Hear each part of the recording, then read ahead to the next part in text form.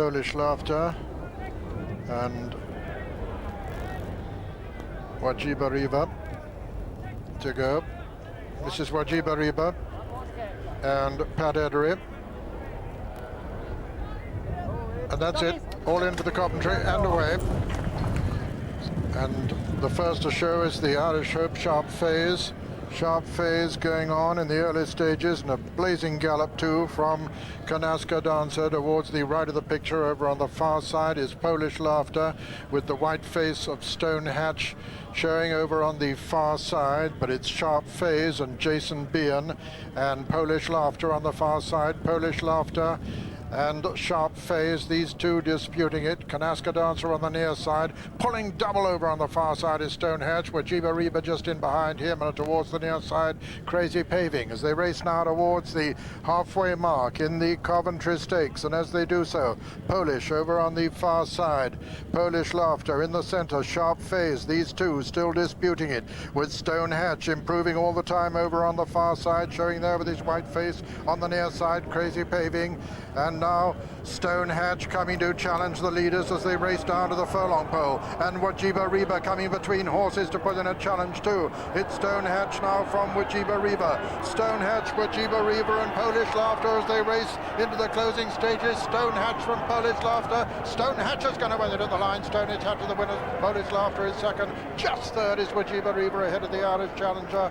Sharp Phase, behind Sharp Phase is Crazy Paving, and last was Kanaska Dancer. And so the result of the Coventry Stakes is first, number 5, Stone Hatch, owned by Mr. Robert Sangster, trained by Peter Chapelheim and ridden by John Reed. Second was number 3, Polish Laughter, owned by Mr. Juma Humaid, trained by Ben Hanbury and ridden by Walter Swinburne. And third was number 6, Wajiba Riva, who faded in the closing stages, owned by the winning team, trained by Richard Hannon and ridden by Pat Edery, with fourth, number 4, Sharp Phase. Stone Hatch getting an immediate 20-to-1 quote for the 2,000 guineas from Hills, who laid 25-to-1 after his York debut win, and a 50,000-to-3 yesterday. Very impressive winner indeed, because he was being held up all the time by John Reed. Came there in the closing stages, never really looked like getting run over until Wajiba Riva delivered quite a significant challenge, which he didn't really go through with, or wasn't able to go through with, I should say, to be fairer to him. Anyway, Stone Hatch the winner. Yes, this was a pretty good performance. As Peter said, he was always pulling over his rivals. Ground didn't perhaps entirely suit him when he pulled down. At this point, Polish Laughter still in front on the far side, and John Reed pulls out here, and Pat Edery just for a moment finds himself in no man's land, not sure whether to go between that gap, which was closing between the Irish horse Sharp Phase rather, and Polish. He then decides to pull round and try and go through the split between Polish Laughter and John Reed, who's now on the outside, but in the end he probably wasn't good enough anyway, because John Reed's pushed the button now, and although his horse doesn't quicken quite in the way that he thought he would, and his head carriage perhaps isn't altogether as he'd wish, the fact is he's got the resources here. Pat's now pulled to the outside in Wajiba Riva, but the job that he's had getting there has left him without resources in the last half furlong, and in the end it's Polish Laughter who runs on again for Walter Swinburne, runs a really good race in second place. Running on in fourth place is Sharp Phase. For a moment Crazy Paving flattered behind the leaders, but he was done with in the last furlong. Better ground would probably suit him better. So Stone Hatch remains unbeaten and gives Robert Sangster his first success of the meeting. Even money is the starting price. Now here's the problem that Pat Edery faced, because there he was on Wajiba Riva. Where was he going to go? Was he going to go round like that, or was he going to try and go through this gap or that gap? The same sort of problem that Cash Asmussen faced. Well, in the end, Pat felt that he wasn't going well enough to go round, so this is what happened. John Reed's gone now on Stonehatch, and Pat's just hoping that those two horses in front of him, Walter riding with his whip in his left hand, he was hoping there'd be a little bit of a split between that horse and Sharp Face with Jason Bean, but that clearly wasn't going to happen, so he just misses a stride there. Pat goes for a gap between Walter and John Reed, but once again that isn't going to happen, so he decides to take the easy option. But by now it was all over, and Stonehatch coming towards us, as you can see, not sprinting away in the way that he did at York, but still winning with authority and certainly confirming his status as the best two-year-old that we've seen so far. Second, Polish Laughter, and third, Wajiba Reba. The fourth horse confirmed, Sharp Face. Now, from Azilfi. Third, from Azilfi. Third is Linden Lime, followed by Winged Victory, with Caro Prince making ground into fifth. Just in behind Caro Prince is Foresee, then Beneficial, and finally Yeltsin, passing the sixth pole now. Shaber still the leader. Shaber pressed by Azilfi, with Caro Prince going up fast on the outside now, chased by Winged Victory. Azilfa, Caro, Prince and Shaber, little between those three as they pass the 5 furlong pole. Shaber on the inside, Caro, Prince and Azilfi, then Winged Victory. Just in behind them on the inside still is Linden Lime, then Beneficial getting a little bit closer, and behind them Foresee and Yeltsin as they race now towards the home turn. Shaber still on the inside, pressed by Azilfi, Caro, Prince, then Winged Victory, then making ground towards the outside is Beneficial. Into the straight now, and Azilfi the leader from Winged Victory. Caro Prince making ground, Beneficial in the sheepskin noseband towards the outside, the right of the picture that is, as they race down towards the furlong pole. Beneficial coming to tackle Winged Victory. Here comes Yeltsin from the rear. Azilfi right over on the far rail. It's Winged Victory from Beneficial inside the final furlong now. Beneficial and Winged Victory. Here comes Foresee to challenge them all, and then Yeltsin towards the outside. Winged Victory and Beneficial. Beneficial from Winged Victory as they race towards the line. Beneficial is just going to win it at the line. Beneficial's the winner. Winged Victory is second. Third is Azilfi. That's the 1, 2, 3, 4. Then came Foresee, and 5. Behind them came Linden Lime, looking right back to last place. It was the early leader, Shaber. And over on the far side, showing very good speed. And over on the far side, showing very good speed, is Abby's Gal. On the near side, Humam is right up with them, and Firm Pledge also. Firm Pledge on the near side, and Humam, and they're being chased by Mithil El Hawa on the near side. And the near side look to have the advantage at the moment. Friendly Brave has forged his way to the front of the far side, but on the near side, the right of the picture that is, it's Firm Pledge from Humam. Friendly Brave over on the far side, with right over on the far side, Colour Party.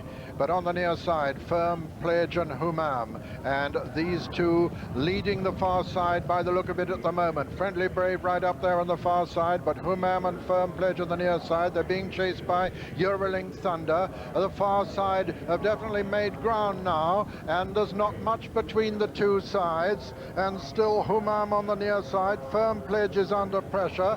Making good ground towards the near side is Revelation. Friendly Brave on the far side, and Art King Glass. Art King Glass has made very good progress on the far side. On the near side, Humam, and then Revelation. In the center, Eurolink Thunder. They're making heavy work of it, these horses, though. They're getting very tired indeed. Art King Glass just has the advantage on the far side, and it's the far side at the moment. Abby's Gal's right up with them too, and Matelot coming there as well, but Art King Glass has the advantage from Matelot as they race into the closing stages. Matelot coming to challenge Art King Glass. Art King Glass and Matelot. Art King Glass has won it from Matelot. Within third place, Abby's Gal and Eurolink Thunder fourth. But my goodness, they finished hard. The judge has called for a photo, but no doubt that number 1, Art King Glass, owned by Sir David Wills, trained by Henry Cecil, is second winner of the meeting, and ridden by Willie Ryan, has beaten the French challenger, number 4, Matelot, owned by Sheikh Mohammed, trained by Andre Fabre, and ridden by Thierry Janet, with third, number 12, Abby's Girl, and probably 4, number 2, Euroling Thunder. But as I say, it's a photo finish, but I think we'll find that Art King Glass has held that determined, persistent challenge of Matelot. Well, now we know a lot more about what's going to happen in the Royal Hunt Cup. I wouldn't want a low number. Humam is in the front at this stage on the stand side with a noseband, but already it's the far siders who are starting to dictate. Ardkin Glass has come there good and early with white sleeves. Frankie Dettori bringing the brave filly Abby's Girl from off the pace to challenge, and Matelot, the last challenger on the far side, Thierry Jani, the French challenger, throws down a real good challenge. But Ardkin Glass, who Henry Cecil indicated was coming back to his best, has put up a terrific performance with a full penalty here. He's been in front for a long time. Abby's Girl goes round, tail goes round there as Frankie gives her a smack. She didn't really get the cover that she likes today, and in the end it's Matelot who throws down the most dangerous looking challenge. But Willie Ryan and Ardkin Glass are always holding it, only by a head, only by a neck, but the post comes in time. Henry Cecil saddles his second winner of the Royal Meeting. The French just beaten in a photo. Abby's Girl is third. Willie Ryan, very hard ball. Goes in next to Double. Goes in next to Double Down. And that's it. That away. Pomfret, Double Down, and towards the far side, Queen Bird and Nightitude right over on the far side, and showing very good speed now is Velvet Moon. Velvet Moon on the near side with Risky. Velvet Moon disputing it from Risky. Then on the right, showing very good foot is Snipe Hall, but it's Risky and Velvet Moon, these two disputing it now. Risky in the very center of the course, Velvet Moon just towards the right. Pomfret's in behind Velvet Moon, then just in behind is Snipe Hall, and over on the far side Nightitude, but it's Risky and Velvet Moon, these two disputing it. Risky on the far side, Velvet Moon on the near side, and then coming there quite strongly to the right of the picture is Snipe Hall, but it's Risky over on the far side. Risky is clear from Snipe Hall, and Risky going away from the remainders, and Snipe Hall and Risky is going to win this in absolutely tremendous style. Risky hacks up and wins it comfortably. Snipe Hall is second, and it's a photo for third, and a very close photo indeed between El Rafa and Velvet Moon.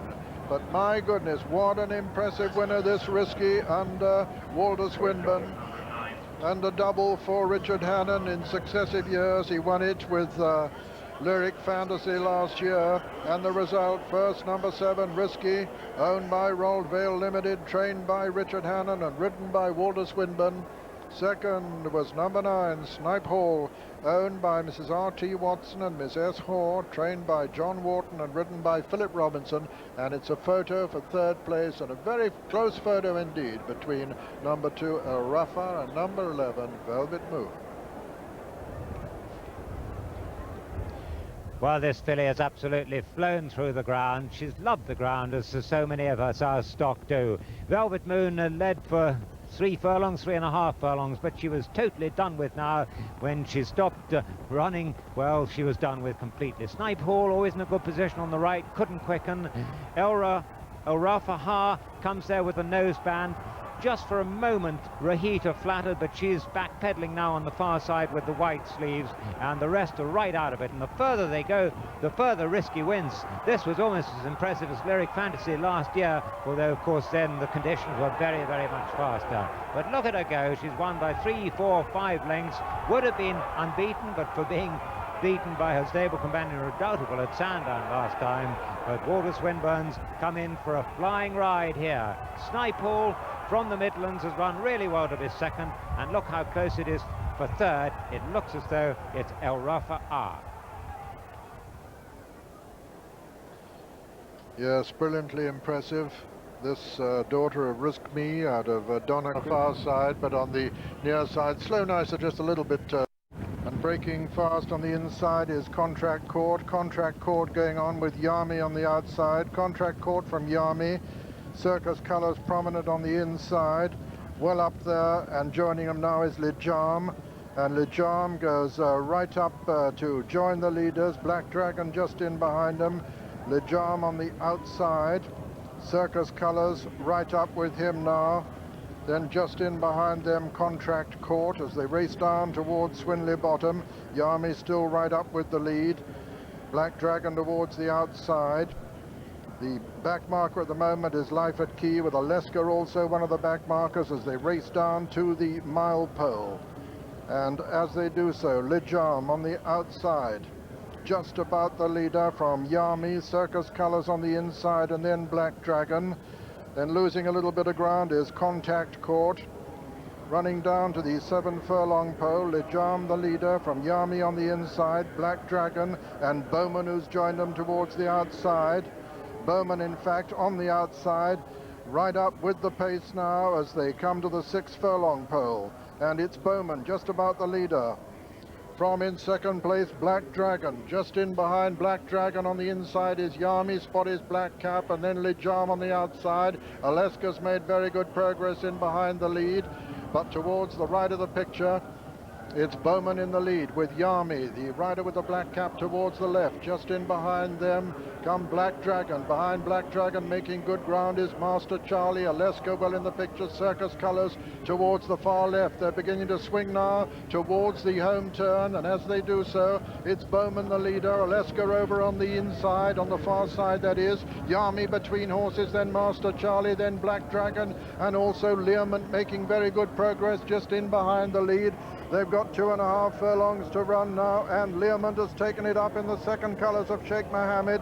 It's Learmont the leader now from Aleska in second. Here comes Pistol River with a run, and Master Charlie as well. But Learmont, who's running about a bit in the centre of the course, is the leader as they come down towards the furlong pole. Learmont under pressure from Master Charlie. Pistol River making ground. Then comes Aleska racing into the final 150 yards, and Learmont in the second colours from Pistol River is putting in a challenge. But Learmont is going to hold them all under John Carroll. Learmont is going to win it as they come to the line. Learmont's the winner. Pistol River is second. Third is Master Charlie. For Aleska, they're the 1, 2, 3, 4 in the King George V handicap. And looking way back to last place, it was in fact Contract Court. And so the result: first, number 17, Learmont, owned by Sheikh Mohammed, is first winner at the 1993 Royal Meeting, trained by John Gosden and ridden by John Carroll, his first meeting as well.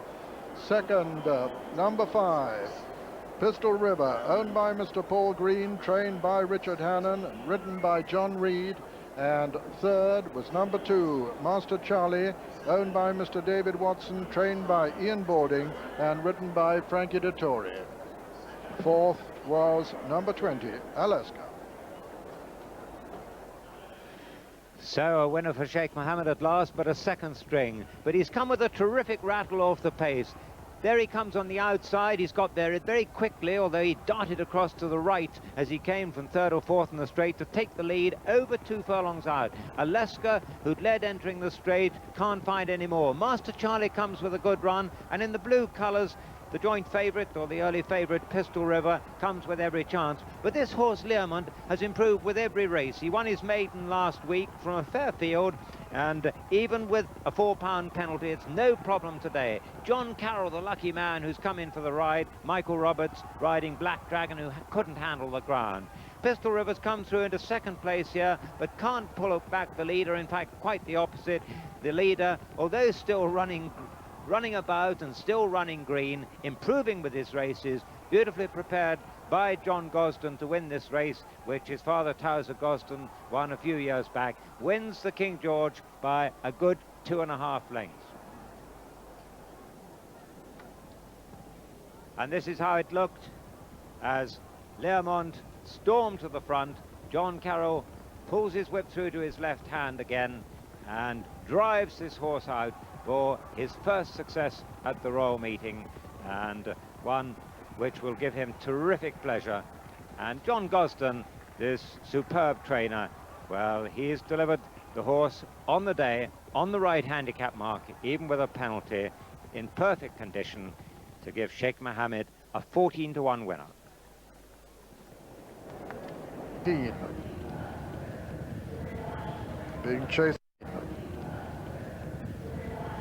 Being chased along in third is a Kansas. Just behind them, Spring to Action and then Silverdale. A gap then to Infrasonic and Bona Bridge and Blue Grotto. are some way behind the remainder now as they race towards the half-mile pole. Kassab on the inside of St. Keen. Spring to Action still going well on the inside with Acanthus towards his outside. Silverdale and Infrasonic comes next as they swing for home now. Into the home straight, and Kassab still holding his place on the inside from St. Keen on the outer. Spring to Action in the Royal Colours has moved into third ahead of Acanthus, and making ground on the inside is Infrasonic, coming down to the 2 furlong pole, and St. Keen has taken the advantage now, pressed by Infrasonic. It's St. Keen now from Infrasonic. Kassab over on the far side. Silverdale unleashing a run towards the outer. Infrasonic takes the advantage now as they come down to the furlong pole, and inside it, it's Infrasonic being pressed by Silverdale. Infrasonic and Pat Orrery from Silverdale as they race up towards the line. Pat Orrery from Michael Roberts, and Infrasonic is going to win it. Infrasonic is the winner, and Silverdale is second, and Kassab is third. St. Keen is 4. That's the 1, 2, 3, 4, 5, 6, and 7 was Spring to Action, Acanthus and Bonar Bridge. Black Patch Hill racing wide has come through to just Black Patch Hill racing wide has come through to just about take it up with Source of Light. Then Lee Fantastic is well there too, with Dershan racing next, and then much sought after Turgenev's improving, but with 4.5 furlongs to race. Black Patch Hill the leader from Source of Light, then Dershan much sought after, Lee Fantastic and Turgenev, and they've got under 3 furlongs to race now, and Black Patch Hill tacking over towards the inside now. The favourite leads from Source of Light, then much sought after, Dershan being ridden along, Turgenev improving on the outside as they swing for home, 2.5 furlongs out, and Black Patch Hill the leader from Source of Light, then Turgenev coming wide, Port Sunlight comes next, and now Source of Light's taking it up from Black Patch Hill, then Turgenev coming on the outside, these 3 going clear of Dershan, and then Port Sunlight and Source of Light with Black Patch Hill battling back on the inside. Turgenev still in with a chance on the outside. These 3 are well clear as they come to the last half furlong. Source of Light hanging on in front. Could this be another for Pat Orrery? Black Patch Hill fighting back all the time, and Turgenev running on the near side, but Source of Light just gets there from Turgenev, Black Patch Hill, and Last Embrace runs on to be 4. Very fast, Pips Pride towards the far side. Pips Pride and very fast, Pips Pride towards the far side. Pips Pride and Montand right up with him as well. And towards the near side is Rain Brother showing very good speed. Thurios running very fast in the centre, but Pips Pride just about the overall leader over on the left. Pips Pride on the left, Gara's well up there too, and Stack Rock also on the near side. Hamas is well in the picture, then comes Rain Brother. Just in behind them come College Chapel and Lester Piggott, but it's Hamas and Gara disputing it now from Stack Rock on the near side, Rain Brother. Then just in behind them come College Chapel. Pips Pride over on the left of the picture. Foul Flyer with a sheepskin noseband trying to get into it. They're racing down now towards the halfway mark, and as they do so, Gara has the advantage. It's Gara from Hamas. College Chapel towards the stand side. Rain Brother losing ground under pressure. Silver Wizard trying to get in the argument. Keen Hunter's come there strongly on the far side, but Lester Piggott coming there on the near side on College Chapel to take it up. And it's College Chapel now from Keen Hunter, Montand over on the far side, and then Dolphin Street racing into the closing stages, and it's College Chapel from Keen Hunter as they race up towards the line. Lester and Vincent O'Brien win it. College Chapel the winner, Keen Hunter is second, Dolphin Street is third, and Montand fourth. That's the 1, 2, 3, 4 in the 1993 Cork and Orrery Stakes, in which Lester Piggott has won his 9th Cork and Orrery, and Vincent O'Brien with College Chapel, his own horse, has won his 5th Cork and Orrery. The result, first number 6, College Chapel, in the colours of Mrs. Vincent O'Brien, Jacqueline O'Brien, trained by Vincent O'Brien, his 25th Royal Ascot winner, and ridden by Lester Piggott. Second was number 1, Keen Hunter, owned by Sheikh Mohammed, trained by John Gosden, and ridden by Michael Roberts. And third, number 16, Dolphin Street, owned by Mr. Stavros Niarchos, trained by John Hammond and ridden by Kevin Darley. Fourth was number 9, Montange. So Lester wins his 9th Cork and Orrery. He won 8 of them between 1958 and 1979, and College Chapel retains his unbeaten record. What a superbly ridden race this was. There's Lester, 3 from the right, not on the best ground, but waiting his time, as up front Gara and Hamas were blazing a trail. Pip's Pride on the far side, just starting to come to the end of his tether, and Lester waited and waited. There must have been a temptation to go, but he's held on to his horse. He's kept him beautifully balanced, while the leaders still have a couple of lengths on him, and Keen Hunter in the centre of the course in the Sheikh Mohammed colours, he makes first run, drifts a bit to the left as he makes his run, but then when Lester says go, this horse finds 3 lengths quickly, goes a length clear. Now, having hit the front, he runs about a little bit, and Michael Roberts comes back at him on Keen Hunter. But this horse has got the resources, he's unbeaten, it's only the 3rd run of his career, but there's no danger in the last 100 yards, and the cheers of the Irish, I should think, could be heard in Windsor. This was a great success for Vincent de Bruin, and Lester Piggott, once again, at the age of 57, rides another Royal Ascot winner. Returned, favourite at 7-2. Steady run usually up towards the winning post on the first. Steady run usually up towards the winning post on the first circuit, with Sought Out and Cash Asmussen taking him along. From Allegan over on the far side. Between horses is Sylvanesian. Behind them come Turgeon, then Drum Taps and Assessor. And then Vintage Crop right over on the far rail. But it's Sought Out nearest to us. Allegan over on the far rail. Sylvanesian next, and then Turgeon. Then comes Drum Taps and Assessor, and Further Flight and Daru. Arcadian Heights, and finally Vintage Crop. And Allegan, this son of a ledge, the leader, towards the left of the picture, towards the right, the mare, Sought Out. Then in third, Willie Carson on Sylvanesian, being followed by Turgeon on the rails. Then comes Drum Taps and Assessor. Then Further Flight, Daru, Vintage Crop, and finally Arcadian Heights. Just a furlong off the winning post on the first circuit now, and Allegan, the leader, trying to become a first winner of the Gold Cup for Prince Khalid, who was in the royal procession today. And he leads from Sought Out from France, the mare, with in third place Sylvanesian, then Turgeon, Drum Taps, Assessor, Further Flight, Daru, Vintage Crop and Arcadian Heights, as they begin to swing right-handed and going a very good clip in this 2.5-mile race, with Allegan on the inside of Sought Out. Allegan under Pat Edery, Sought Out under Cash Asmussen. These two with an advantage between them of a couple of lengths, 2.5 lengths over Sylvanesian, with Turgeon 4, 5 Drum Taps, 6 comes Further Flight, 7 on the outside, Assessor, 8 Vintage Crop, 9 Daru, and 10 and last is Arcadian Heights. They're going down the far side rail, looking for the better ground. Allegan and Sought Out from Sylvanesian and Turgeon and Drum Taps and Further Flight. Still a little way behind the others is Arcadian Heights. Allegan still from Sought Out, Sylvanesian, Turgeon, Drum Taps, Assessor next, and then Further Flight, and then Daru, then Vintage Crop, and finally Arcadian Heights.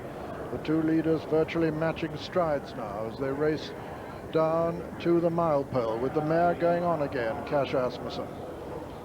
From Allegan, then Sylvanesian, then Turgeon, then last year's winner Drum Taps, Assessor making a run now towards the outside, then Further Flight and Daru, Vintage Crop and Sought Out being pressed now by Sylvanesian, and they're going wide again, looking for the better ground.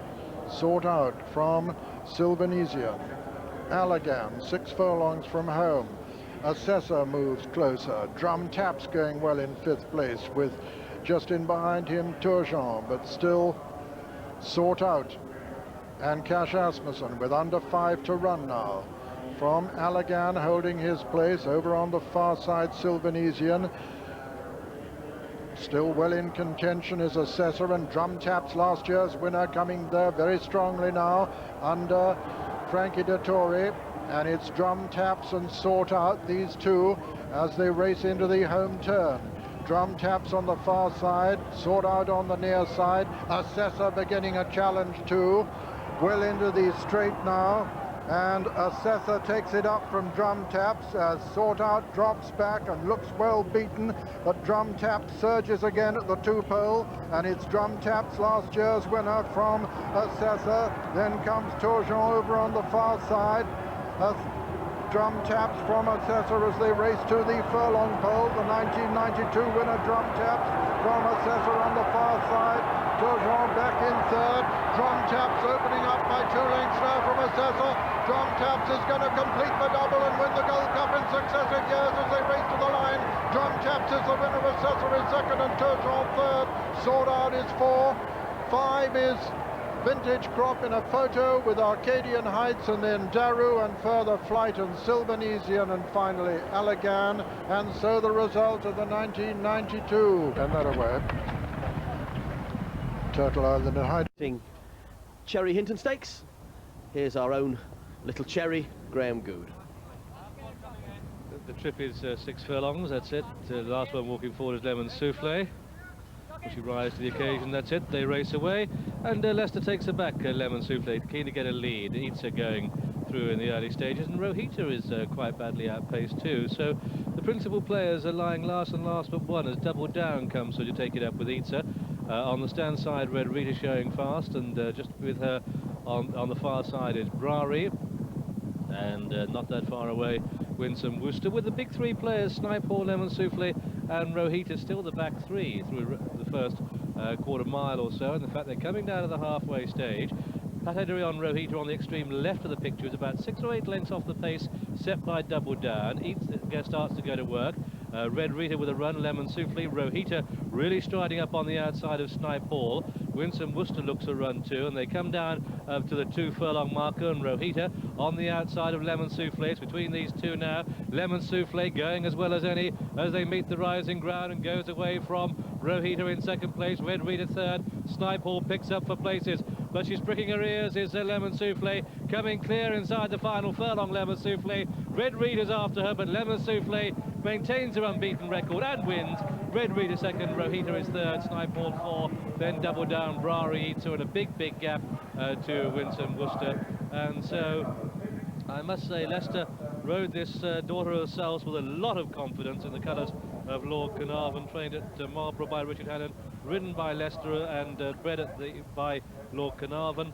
The second horse home is number 6, Red Rita, ridden by Ray Cochrane, Lemon Souffle, the 5-4 favourite, and third was number 7, Rohita, the mount of Pat Heddery, and he gave that plenty of work to do, but she certainly proved equal to the task and had every chance over a furlong out. But there, Lemon Souffle, our winner there, ears pricked for a long way, comes home clear of Red Rita, who's run on very gamely indeed. Third horse home is Rohita. Then the brave Snipe Hall on the far side of Double Down, a gap of a length and a half to the blue jacket of Brary and Willie Carson, followed through by Eatser. But Rohita had every chance when she came to press Lemon Souffle on the outside, but this Lemon Souffle certainly can turn on the tap, and pricking her ears, she's wondering what it's all about, and a much improving filly who can certainly act on any type of ground. Very, very useful to have in your armoury.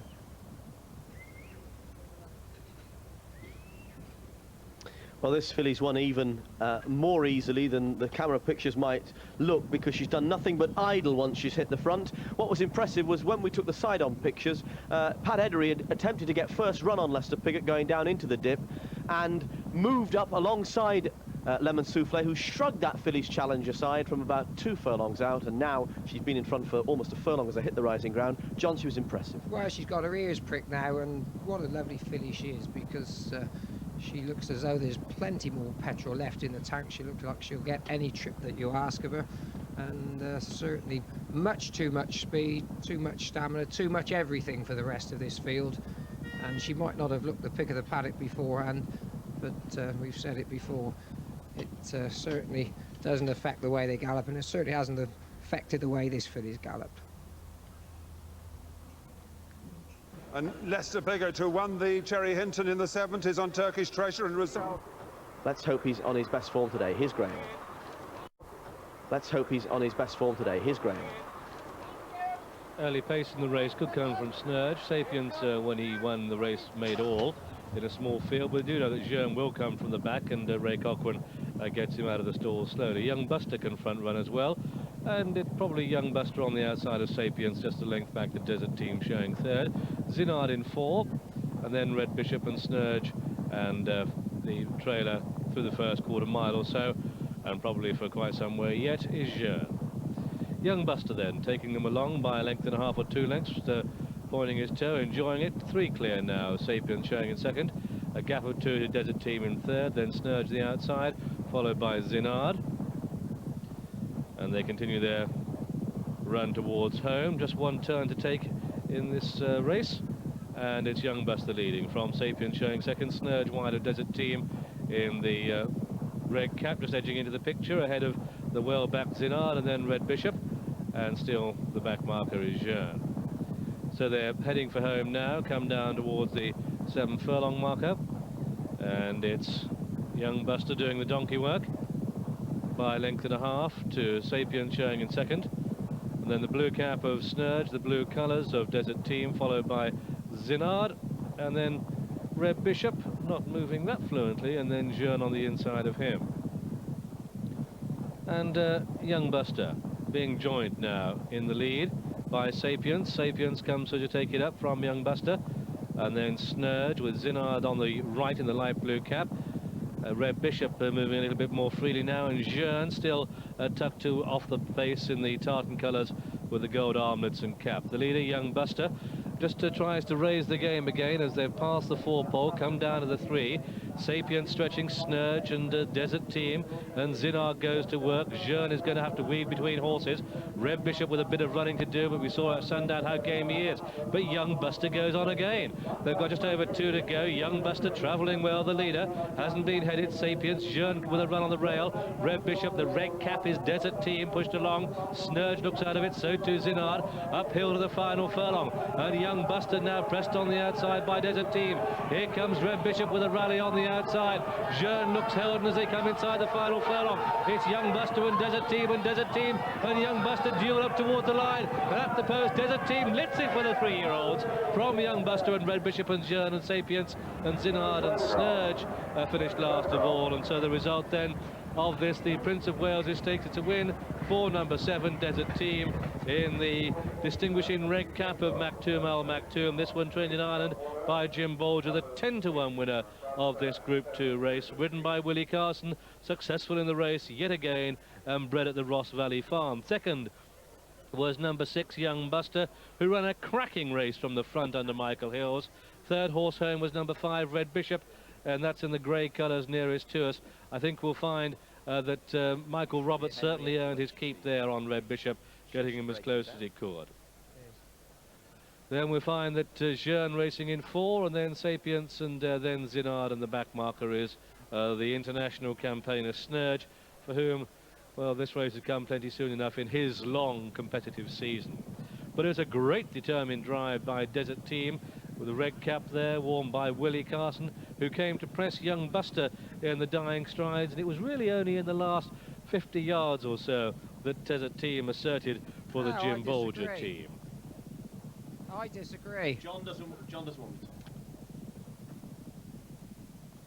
So Desert Team wins it from Young Buster and Red Bishop. Had a fantastic race this. Young Buster, he's just taken them on at a nice even gallop. His stable companion Jean, well settled at the back early on, came at this stage to have a nice run through on the rails on the inside of Sapiens. But just look at Willie Carson now. He's been hard at work from at least 4 furlongs from home and never given up. He might be getting older, he's certainly not getting any weaker, and the 1 3-year-old in the race has stuck to his guns really well. He's challenged on the far side by Red Bishop. He's still got to get to Young Buster, and Jim, really brave performance. Yeah, as you said, Willie Carson's 50 years old, he's a grandfather. He has driven this horse with hands and heels before ever thought of picking up his whip. He's used it well, probably 7 or 8 times in the last 2 furlongs, but he must have scrubbed its ears off for 3 or 4 furlongs before that, and only in the dying strides. And Willie knows he's got the race now. He's canny enough to know, and he's put his stick down, and all in all, tremendous piece of perseverance and a very genuine response from the winner Desert team. And Willie Carson returning on his 7th. Often races with the pace, but that's it. They're lined up and they break away. A nicer and 4 or 6 furlong dash. A lot of horses have in their previous races come from off the pace, so it'll be interesting to see tactically what happens early doors. Fast Eddie, the Sharpo's son, he might prefer a little bit more cut in the ground than he's going to get. And that could be reflected in his odds. Perhaps Wajiba Riva could be the one that's going to spoil the Turtle Island party. A number of these horses in a big race at Newbury next time. That's it, they're lined up. There's Tourist Wajiba Riva having his head held in the stalls. The launches in fast style. Through the first furlong, Wajiba Riva going on. A Turtle Island wasn't done that many favours as they went past him in the first furlong, 5 to 4 on Turtle Island. But it's now Alanese leading in the blue colours, running the rail. Wajiba Riva in green showing second, Fast Eddie the pale blue in third, Turtle Island the outside of first trump, and a length and a half back to Prince Barbar. They've gone through the first quarter mile, and it's Alanese leading, or sharing it, with Wajiba Riva, a length behind these in the light blue Fast Eddie. The favourite Turtle Island on this faster ground, having a bit more to do now. But it's still Wajiba Riva on the outside of Alanese. Here comes first trump, the yellow sleeves. Turtle Island the outside of Fast Eddie with a run, and then behind them is Prince Barbar. The favourite looks cooked as Wajiba Riva comes through to take it up. Fast Eddie with a run on the inside. First trump, and now the favourite finds his stride, but still 3 lengths to pick up on the leaders, and it's Fast Eddie going on from first trump to stand side, and then Turtle Island and launching a run. Prince Barbar finishing fast the far side, but first trump is going to take it. First trump beats Fast Eddie, then Prince Barbar, a length and a half back to Turtle Island, 1 to Wajiba Riva, and trailing by about 6 was the early pacer Alanese. And the judge officially calls a photo to the outcome of... Well, let's have a look at Basim. Hasn't run at all since running at Newbury in the Greenham, and coming back, taking on a sprint. He's one of the 2 horses, College Chapel in this, who was supplemented for an extra £15,000. So he's obviously been showing something at home. He's a very good 2-year-old. Beat Up and Atom by a long way on one occasion last season, but I think he'd need to beat Up and Atom a long way. You know, I mean, that's certainly no, I don't think that's bad form, John. I disagree with that. I mean, I think the problem here about this horse is all his form is on very soft ground. Well, Marina Park, she's already in. She's got some useful bits of form. She's been off the course for some time. The last time she appeared was at Newmarket. It was behind Niche in the Nell Gwyn. She won the Princess Margaret last year, and we spoke to Mark Johnson at Sandown. He said she's in excellent form. He's pleased with her. But again, she's got to improve a bit. Let's have a look at the betting show. And Marina Park is in the betting at 12 to 1. College Chapel 9 to 4 favourite. LBO 4s along with Zayton. Keen Hunter a 5 to 1 chance. Basim at 12s with Marina Park. Silver Wizard 25 to 1 from 20s. Also on 25 to 1 are Hamas and Freddie Lloyd. Midhish 33s. File Flyer 50 to 1. Artistic Reef the extreme outsider at 66 to 1. All quoted for the July Cup. I expect there'll be a furious pace here. Several of them like to tear off. Artistic Reef, possibly Basim. Freddie Lloyd certainly does. Filed Flyer. So those who are ridden for a turn of foot might well get way off the pace in the early stage. And we have seen this week that, though our last winner came from way off the pace, that when the conditions are fast, you certainly don't want to get too far behind. Possibility records have been tumbling all week. A big crowd here to see every chance of another one going today. And this is certainly the biggest crowd of the 3 days. I thought it was pleasant to move around on the first day. More people here yesterday, and you can see there these old stands crammed almost to the rafters. Eyes forward. If you're in that stand, a little bit over the left shoulder. 2 to go in. Here's Graham Goodwood. Keen Hunter going into stall 8, Basim into stall 2. They're level across the track then, and they race away. and Zeiton a little bit slow to go. Marina Park quickly away. Basim running the rail, and Freddie Lloyd. Freddie Lloyd has it now. Freddie Lloyd by about a length to Hamas, looking towards the left of the picture. Silver Wizard tries to go with the pace. Keen Hunter racing freely. Marina Park off the pace on the right. Basim followed through by College Chapel.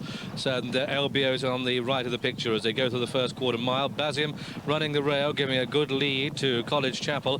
LBO, Freddie Lloyd down the centre of the track, File Flyer. Certainly Hamas leads those on the stand side, followed through by Keen Hunter. Zeiton is on the extreme left. Middish is in behind them.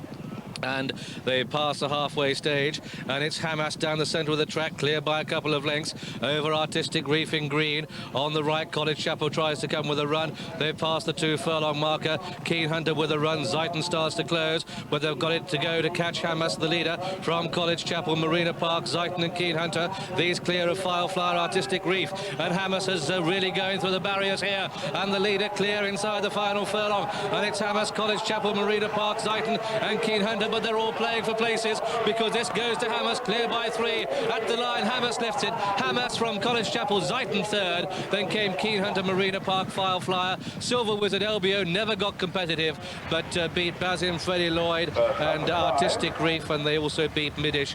Those were out the back. An amazing bit of front running, and certainly a much improved performance by this 33-1 winner, number 5, Hamas, in the colours of Hamdan Al Maktoum, trained by Peter Warwin, ridden by Willie Carson, and this one bred by Hull & Company, NV International. The Irish-bred number 5 Hamas, the son of Danzig. It's a close call for second place between number 8 College Chapel. Lester Piggott got a good lead from Basim on the rail, and also in that photo for second and third is number 11 Zeiton, the far side of the white cap number 6 Keen Hunter. These just ahead of Marina Park, who's run a flyer. So too has File Flyer in those spotted colours, just ahead of LBO. 330 quid, you lost 20. And then Silver Wizard in the orange. These clear of Basim, and then behind these comes Freddie Lloyd, with Middish, the yellow cap, just ahead of Artistic Reef.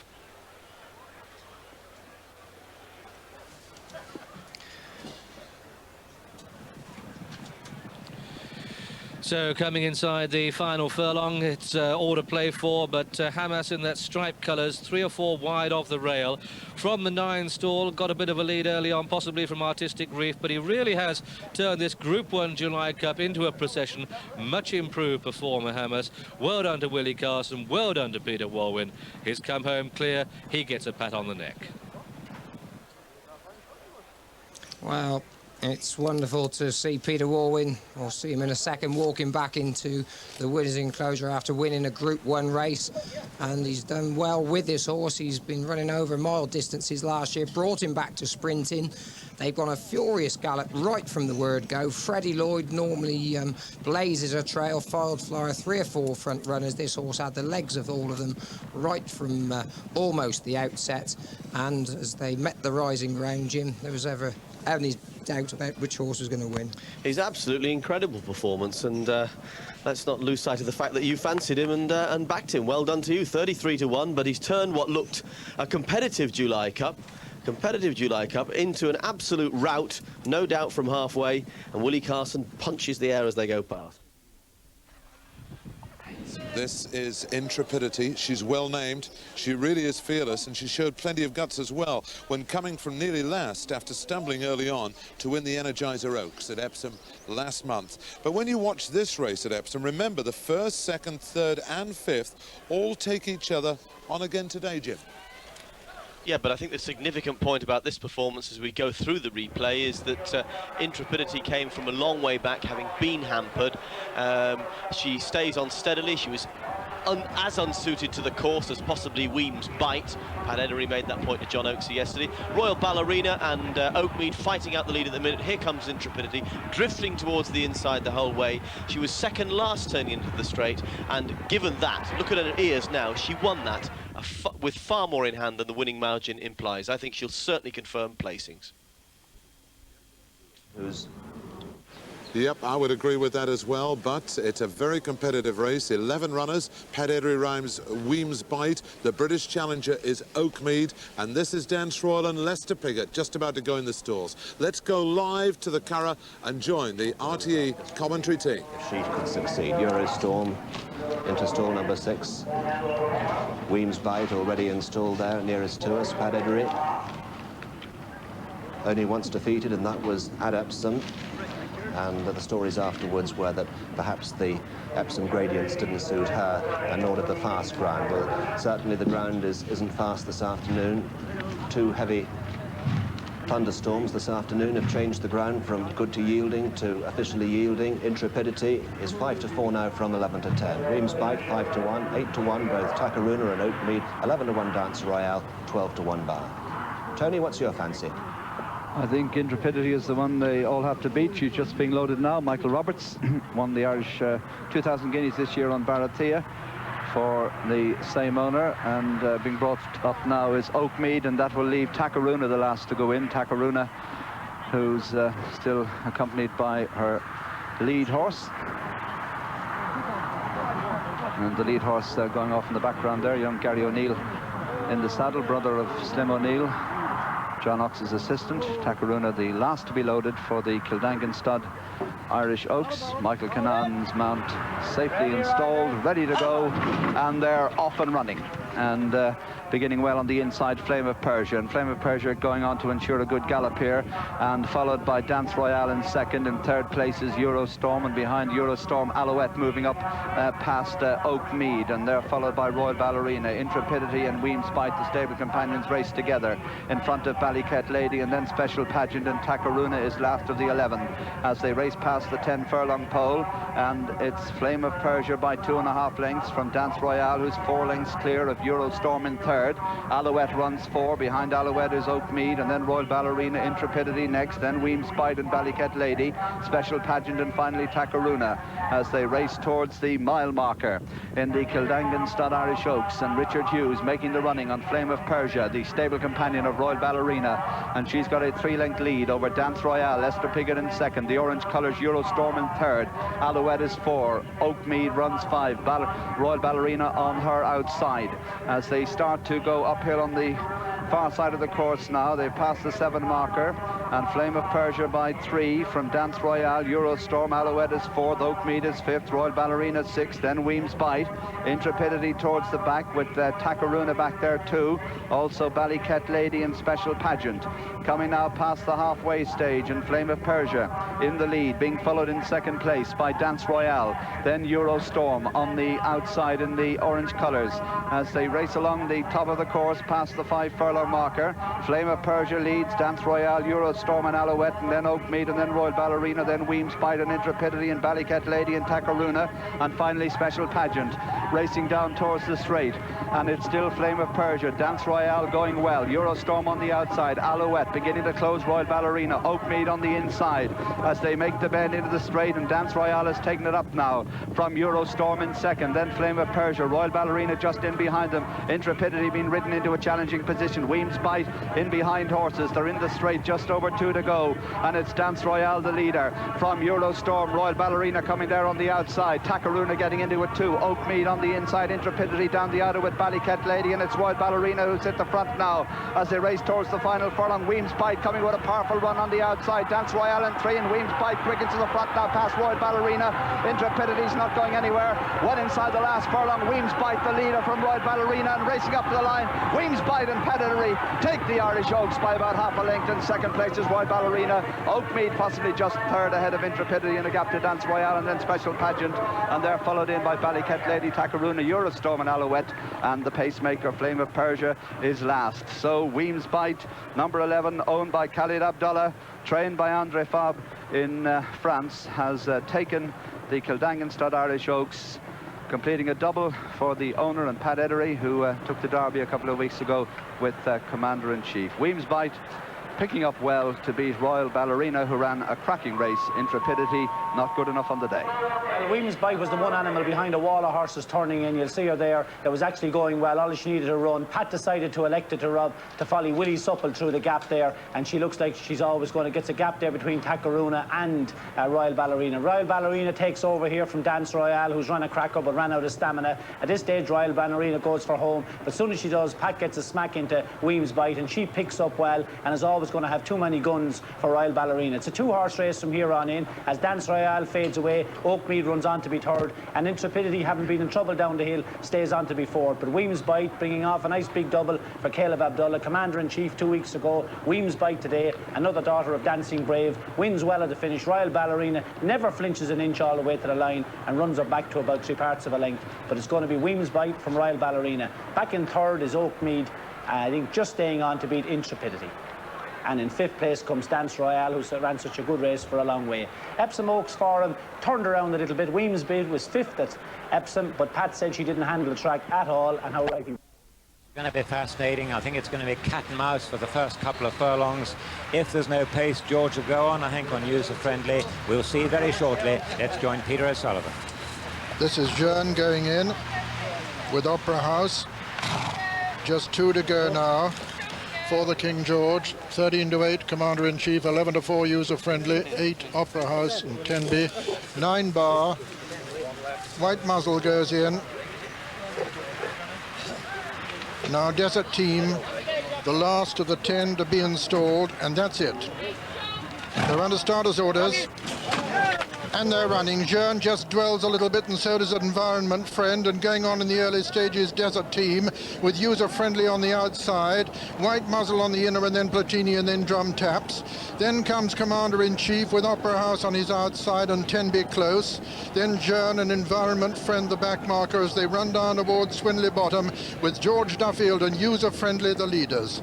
User-Friendly going on from on the outside, Desert Team, then Drum Taps, White Muzzle, Commander-in-Chief keeping him well in his sides. Platini's lost a little bit of ground. They're racing towards the mile marker, going a blistering gallop too, and it's User-Friendly, the mare, making it. User-Friendly from Desert Team, Drum Taps right up with them too, just in behind the leaders. White Muzzle has made good ground with Commander-in-Chief. Platini is still losing ground. Tenby has now gone second to User-Friendly, and it's User-Friendly the leader from Tenby in second and Desert Team third. Opera House making ground on the outside of Commander-in-Chief with Drum Taps coming next.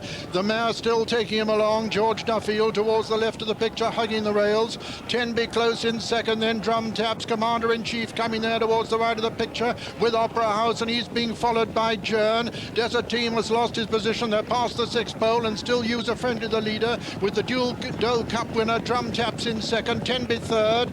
Then comes in 4th place under pressure though Desert Team on the inside. Towards the outer going very cosily is the dual Derby winner Commander-in-Chief. Opera House still very well in contention as they race now towards the home turn, and it's User-Friendly, Drum Taps, Opera House and Commander-in-Chief. They're being chased by User-Friendly making ground towards the outside. It's User-Friendly just with the advantage now from Drum Taps, then Commander-in-Chief, then comes Opera House behind them, Desert Team, and then White Muzzle making ground, and then Jearn also.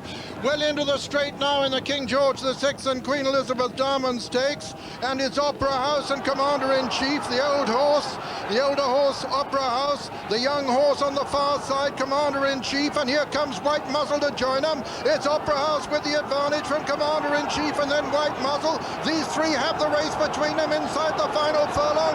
Opera House from White Muzzle and Commander-in-Chief. Opera House is going to win it for the older generation. Opera House strides up through the line, the winner. Opera House wins it. It's a photo for second between White Muzzle and Commander-in-Chief. 4th was User-Friendly, then Drum Taps and Environment Friend and Desert Team. Behind Desert Team was Tenby, and behind Tenby was Jearn, and last was the German Hope Platini. And so the result of the 1993 King George VI and Queen Elizabeth Stakes. First, number 4, Opera House, owned by Sheikh Mohammed, trained by Michael Stout and written by Michael Roberts, and it's a photo for second place between White Muzzle, number 10, and Commander-in-Chief, number 7. Then a huge gap to User Friendly. So Opera House has become the 20th 4-year-old and over to win this 43rd running. The score, 20 4-year-olds and over now, 23 3-year-olds. And so Michael Roberts comes good on the day that it matters, wins his second King George VI and Queen Elizabeth Stakes. A second also for Michael Stout, who won it in 81 with Shergar. Here's how Opera House won it. It was a race which, after a slow start, built to a crescendo in the straight.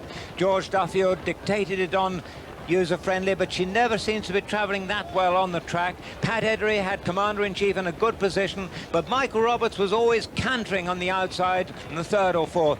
Little Tenby was squeezed out in the white cap and was beaten well before they came to the straight. Early in the straight, many would have expected Commander-in-Chief to drive into the lead, but as Pat Eddery looked over his left shoulder, he saw Michael Roberts cruising there and hitting the lead 2 furlongs out. Now the challenge came on the outside from White Muzzle, but Opera House had the race won. It turned into a terrific race and a battle of tactics, as you say. Michael Roberts wasn't going to let Pat Eddery go anywhere on Commander-in-Chief here. He's asked this 5-year-old to quicken up all the way up the straight. And I think experience and stamina really played a big part here, because Michael Roberts, who won this race on Mtoto in 1988, knew that he had the race tucked up here. White Muzzle's run a terrific race. I think he's just worried Commander-in-Chief out of 2nd place. And I'm just wondering if Commander-in-Chief might not have needed it a little bit faster, but take nothing away from the 5-year-old. Opera House, he's really won it in style today.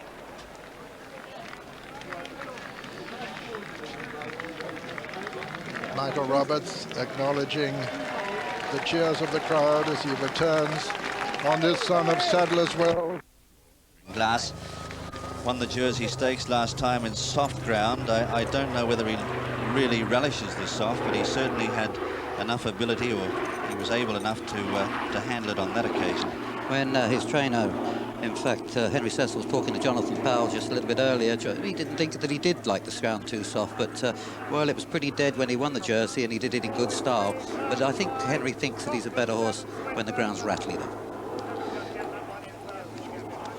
Now here's Alflora, trained by Clive Britton. Basil Marcus, the dual Hong Kong champion in the saddle, won the Queen Anne Stakes, a particularly tough horse. A little bit unlucky in Ireland. I think that there was no doubt that the stewards did the right thing in throwing him out. There was interference towards the finish, but I think that he probably would have just about got away with it if not for that interference in any case. A real tough type.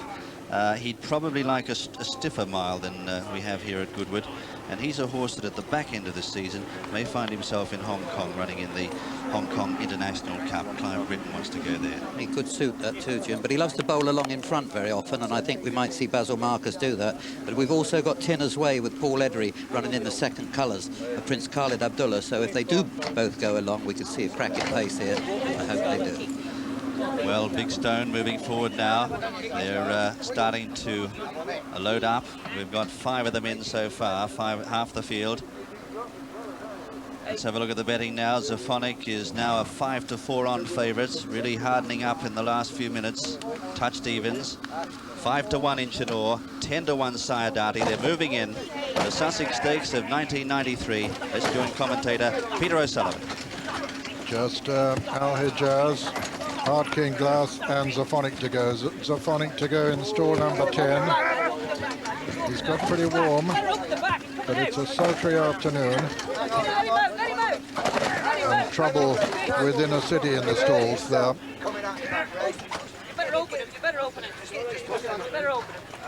The city's very, very restive.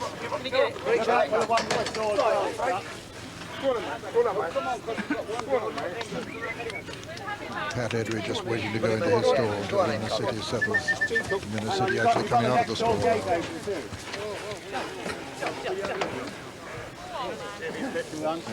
Going out behind.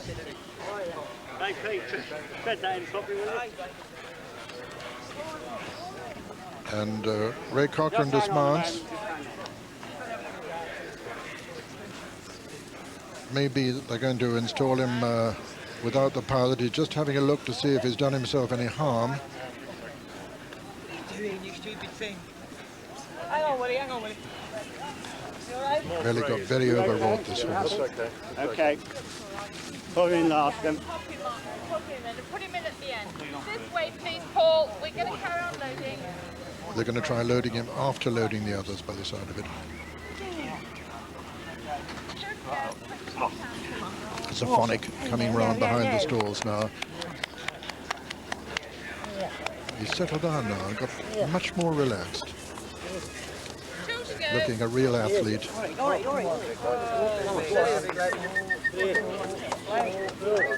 Pat Edery has won 4 Sussex Stakes for 4 different trainers. Waiting for this big horse to just get a little assistance into the stalls. Our stall's not quite as big as the French stalls, and he'll feel quite confined now. That's it. Inner city now. Good. Looks as though he's going in, and he goes in quite quietly in the city. And that's it. And they're away. And as they settle down, Alflora, 2 from the inside, goes on under Basil Marcus. Tinner's Way coming over from the far side. Ard King Glass is right up with the lead 2, and Symphonic is actually the back marker, and Tinner's Way, his lead horse, is making it from Alflora and Ard King Glass, an inch in or towards the right of the picture. Symphonic still right in rear, taking a very strong hold under Pat Edery, still trying to settle him. Tinner's Way's rider looks over his right shoulder to see where he's got to, and he's got one behind him now, and that's Sayadati with Culture Vulture upsides him, and Tinner's Way rounds this turn, making towards the home straight now with just half a mile to run in the Sussex Stakes. Tinner's Way the leader, and Tinner's Way's rider looking over. Paul Edery looking to see where Symphonic has got to. Ard King Glass is second, Alflora is third, then comes Inchinor and Alhi Jazz, and then Big Stone on the inside. Pat Edery's going to have to challenge on the outside when he makes his move on Symphonic, but Tinner's Way is still the leader from Alflora and Ard King Glass. Culture Vulture over on the far side, Inchinor, and now Pat Edery asking Symphonic as they come to the 2 furlong marker, and it's Alflora's taking it up from Inchinor, and Symphonic is under pressure, and he's got it to do at the moment, and here comes Sayadati on the outside. Over on the far side, Big Stone has burst through, but Sayadati has taken it up on the near side. It's Sayadati from Big Stone on the far side, Sayadati on the near side. Big Stone fighting his way ahead now. He's going to win it for France. Big Stone has won it. Sayadati is second. Inchinor is third. 4 is Culture Vulture. 5 Alhi Jazz. 6 Alflora. 7 is Symphonic. 8 is Tinner's Way. 9 is Ard King Glass, and 10th and last is that horse who became so upset in the early stages, Inner City. And so the shock result of the 1993 Sussex Stakes is first, number 6, Big Stone, owned by Mr. Daniel Wildenstein, trained by Elie Lelouch and ridden by Dominique Boeuf, the first French-born jockey to win the Sussex Stakes since the war. Second was number 10, Sayadati, owned by Mr. Mohamed Obaida, trained by Clive Britton and written by Walter Swinburne. Third was number 7, Inchinor, owned by Sir Philip Oppenheimer, trained by Roger Charlton, written by Frankie Dettori. And fourth was number 4, Culture Vulture. The bubble has burst with a great big bang. You couldn't say he'd have won on any ground today. He was well beaten, over 2.5 furlongs out, Symphonic. Up front, Tinner's Way, Brother Paul looking for Pat, but never was he in sight. Now look behind the leading group on the far rails, and you see Big Stone and Dominique Boeuf looking for room, and Dominique throws down a perfectly timed challenge through Alflora and Tinner's Way to take it up inside the final furlong, because before then Inchinor on the outside has inched his way into the lead under a strong drive there. Ard King Glass on his inside, Alflora hanging on, but now Dominique Boeuf has got his room and he's got through. But Sayadati comes with a terrific run on the outside. A steward's inquiry has been called, and for a moment it looked as though Walter was going to win. Sayadati has definitely gone half a length up inside the final furlong, but her run petered out. She hadn't run since the 1,000 guineas, and Big Stone, who's run more recently, gallops onto the line, this 1.25 mile horse, to win a famous success in the Sussex Stakes by about a length and a bit from Sayadati. Well, now the steward's inquiry has been announced. Sadly, Zaphonic is the horse not concerned in this in any way. Look at Walter Swinburne in the back, who's come from almost back from last early on to take the lead in the final furlong, and Dominic Berth there, that's the winner. Now, where I wonder, did any interference take place? Walter, as you can see, has come round his field. He sees Pat's beaten and he makes his run on the outside. Dominic Berth is looking for room between Paul Edery and the rider of Alflora, Basil Marcus there, and at present there's no room. On the inside of that one, Culture Vulture, Alflora holding her position. Inner City can't get a run, and Ard King Glass possibly drifting a little bit to the right. Inchinor meanwhile, and Frankie Dettori flatters for a moment. You can be sure that the second isn't concerned in this inquiry. Now Dominic Berth gets his opening, and it looks a legitimate opening as he just brushes Tinner's way as he goes past. Well, nowadays a brush can be a dangerous thing, but he is through now. Walter's through on the outside, Inchinor's there in the centre, and Big Stone, having got clear, comes under a right-hand drive from Dominic Berth and starts to drift away towards the centre of the course, goes in front of Inchinor, but is clear of Inchinor at the time, and continues to go to the left, but doesn't in fact touch with Sayadati, and is clear now. So minor interference as he went through, brushing Tinner's way, but clearly the winner on merit. Big Stone, the winner for France. Dominic Berth dismounts as the first French-born jockey to win this famous prize, first run in 1841 since the war. 1.5 lengths and 2.5 lengths. 1 minute 40.19. I would remind you, Elie Lelouch, the successful trainer, for him a fourth group winner in 4 races this season: Africanus, Vertamont, Sharp Council, and now Big Stone have achieved that feat for him. Dominic Berth weighing in. You'll have noticed that his partner did just marginally brush the pacemaker Tinner's way, but despite the steward's inquiry, it seems inconceivable that he could lose it on that account, though Mr. Wildenstein will naturally be a little apprehensive, reflecting on Vercam's disqualification after winning the Richmond Stakes a few years ago under Lester Piggott. The starting prices are reminding you that there is a steward's inquiry in won the Musadora Stakes, but was a disappointing 8th in the Oaks. Ridden by Lester Piggott, and John's father, Towser Gosden, won this race in 1961, Peter Solomon reminds me, with Rachel, ridden by none other than Jimmy Lindley. She was a good filly too, Julian. A really top class one. This is Leafard's Delta, progressive filly, going for her 4th successive win. A really good handicapper. This is an up in class. Let's join Peter. That's Dancing Bloom, the last in. That's it, and they're away. Feminine Wiles up there early with Instant Affair, and Thorough Keep going on now. Thorough Keep going on from Feminine Wiles, Love of Silver on the inside. Then comes Dancing Bloom as Instant Affair loses ground very quickly, and Thorough Keep taking him along from Love of Silver on the inside, and then in close third is Feminine Wiles for Dancing Bloom, and then Sue Boog on the inside of Leafard's Delta. Instant Affair comes next, and then only Royale, and Mariette is the back marker, and Thorough Keep and Willie Carson blazing the trail from Love of Silver and Feminine Wiles and Dancing Bloom. Leafard's Delta and Sue Boog. Then on the outside, Instant Affair. On the inner then is only Royal. Marilette is still the back marker, and they're just breasting the rise now, coming to the 6 furlong mark from home in the Vodafone Nassau Stakes, and Sue Boog is the leader. Sue Boog from Love of Thorough Keep, rather, still the leader from Son of Silver. Then in third place is Feminine Wiles. Just in behind Feminine Wiles is Dancing Bloom and then Subu, but Thawakib still taking him along at a good gallop under Willie Carson. From Love of Silver, behind Love of Silver, Dancing Bloom, Feminine Wiles.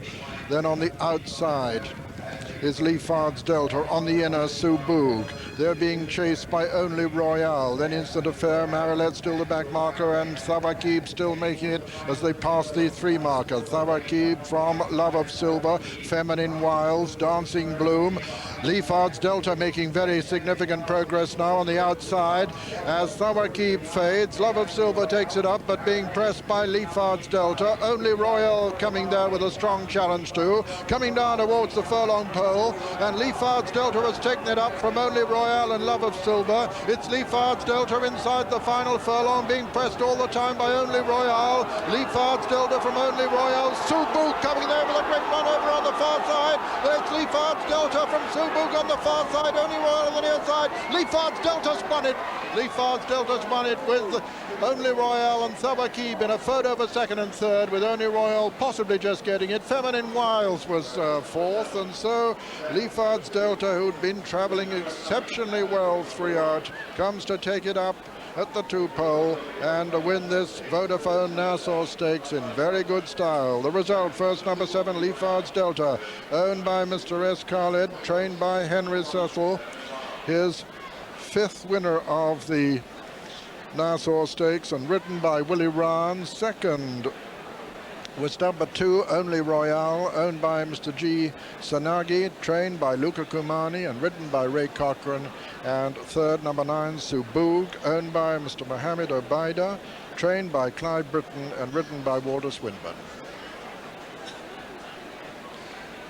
Well, this filly must be one of the laziest fillies in training, because she's really struggled to win her maiden races. Now she's come through to win a Group 2. But Willie Rahn's given her a perfect ride, always had the leaders covered. Thawakib made it a really good gallop. Love of Silver moves up to her shoulder there. Willie Rahn in a perfect position. Now look to the inside and see Frankie Dettori trying to get out on Dancing Bloom, and he has no sort of run at all. He's looking for daylight here, thinks about going between Thawakib and Love of Silver. That doesn't happen, but now he's lost the opportunity, because having looked to go on the inner of Willie there, now the others have gone past him. John Reed's gone past him, and Ray Cochrane looms up as the most dangerous challenger on the outside as Only Royale. Look back to the blue colours of Walter Swinburne coming from Subug, who turns out to be the closest challenger in the end, and Walter decides to go on the inner route, keeping close to those rails. But although Willie Rahn's got his whip in his left hand, Leafard's Delta, having hit the front, starts drifting away to the left and moves over towards the centre of the course. Only Royale with her, whereas Walter Swinburne's kept to the far side on Subug and seems to be closing up the line. But Willie Rahn's filly has got enough resources to last home, and in the end wins cosily by a length and a half from Only Royale second and Subug third. Well, the difficulties that jockeys can face here at Goodwood, particularly when they're racing up a narrow strip of ground, are exemplified by what happened to Frankie Dettori here. Jimmy? Dancing Blues, Julian, was giving him no help at all. If you notice here, you can see her white face poking, trying to get up on the inside of Willie Carson, on the outside of Willie Carson, that is. But just look how this filly's carrying her head. She's got it well cocked off to the left, and, well, the more Frankie tries to get her out, the more she wants to go back into the rail. Willie's set a cracking gallop on Thawakib, actually, but he's about to die out in a moment. And we see the winner actually being brought along with Willie Rahn just on the outside here in the green colours, you can see. And Willie rode a super race, I think, on this filly, because he kept her handy all the way. And she's by Leafard, and she's galloped all the way to the line. But just switched to the right of him is Only Royale, ridden by Ray Cochrane, and Ray's got a great run out this filly, but always I thought that Leafard's Delta was going to hold him all the way to the line. But you can see there both the first and the second begin to run off to the right here. Willie Rahn's filly, he picks his stick up in his left hand, and in his left hand, and he keeps the filly straight. But both these fillies are really, it's unusual, are diving off to the right, to the left on the course, that is. And now you can see, in fact, Walter Swinburne bringing Subug with a bit of a late run, but Leafard's Delta's got plenty of ammunition left, holds on well to the line, with Only Royale second, and we have Subug in third place with Walter Swinburne. What a marvellous record Henry Cecil has got in this race. He won it in 75 and 76. Drawn number 2, that's one from the inside. He has won over 7 furlongs here, but that was a straight 7.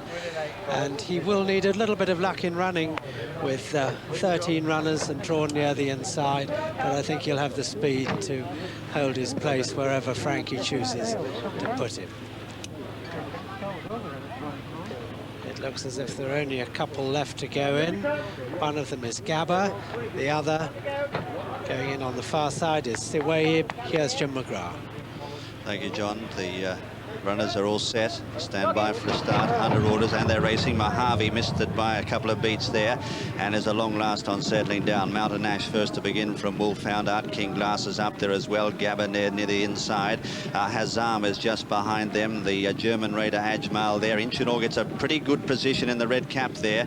Look Who's Here is just behind them. Swing Low back in the field with Son Pardo, and also there is Tender Moment the inside. But it's Mojave who takes them along. No, it's Mountain Ash by a length and a half. In second placing is Wolfhound on the outside of Gabba. 2 lengths away then is Inchinor. Then follows Ajmal. Further back is Art King Glass in company there. Back in the field with Look Who's Here. Then follows Azam. Back in the field too is Sawayib, followed by Swing Low. Then on the outside Son Pardo, and one of the last is Tender Moment. But Mountain Ash just the leader from Gabba the inside. Then Wolfhound going particularly well third. Inchinor is now edging to the outside from Ajmal, who's pushed along now. Look Who's Here behind them. Mojave under pressure on the fence. Then follows Hazam in the centre with a white cap. Art King Glass on the outside, now starting to motor home inside the 2, and he says go on. Wolfhound ranges up now to grab the lead. Mountain Ash has gone quickly. Gabba boxing on the fence. Then follows Inchinor. Call on for his effort now from Art King Glass. It's Wolfhound the leader inside the furlong. Inchinor trying hard on the outside from Art King Glass.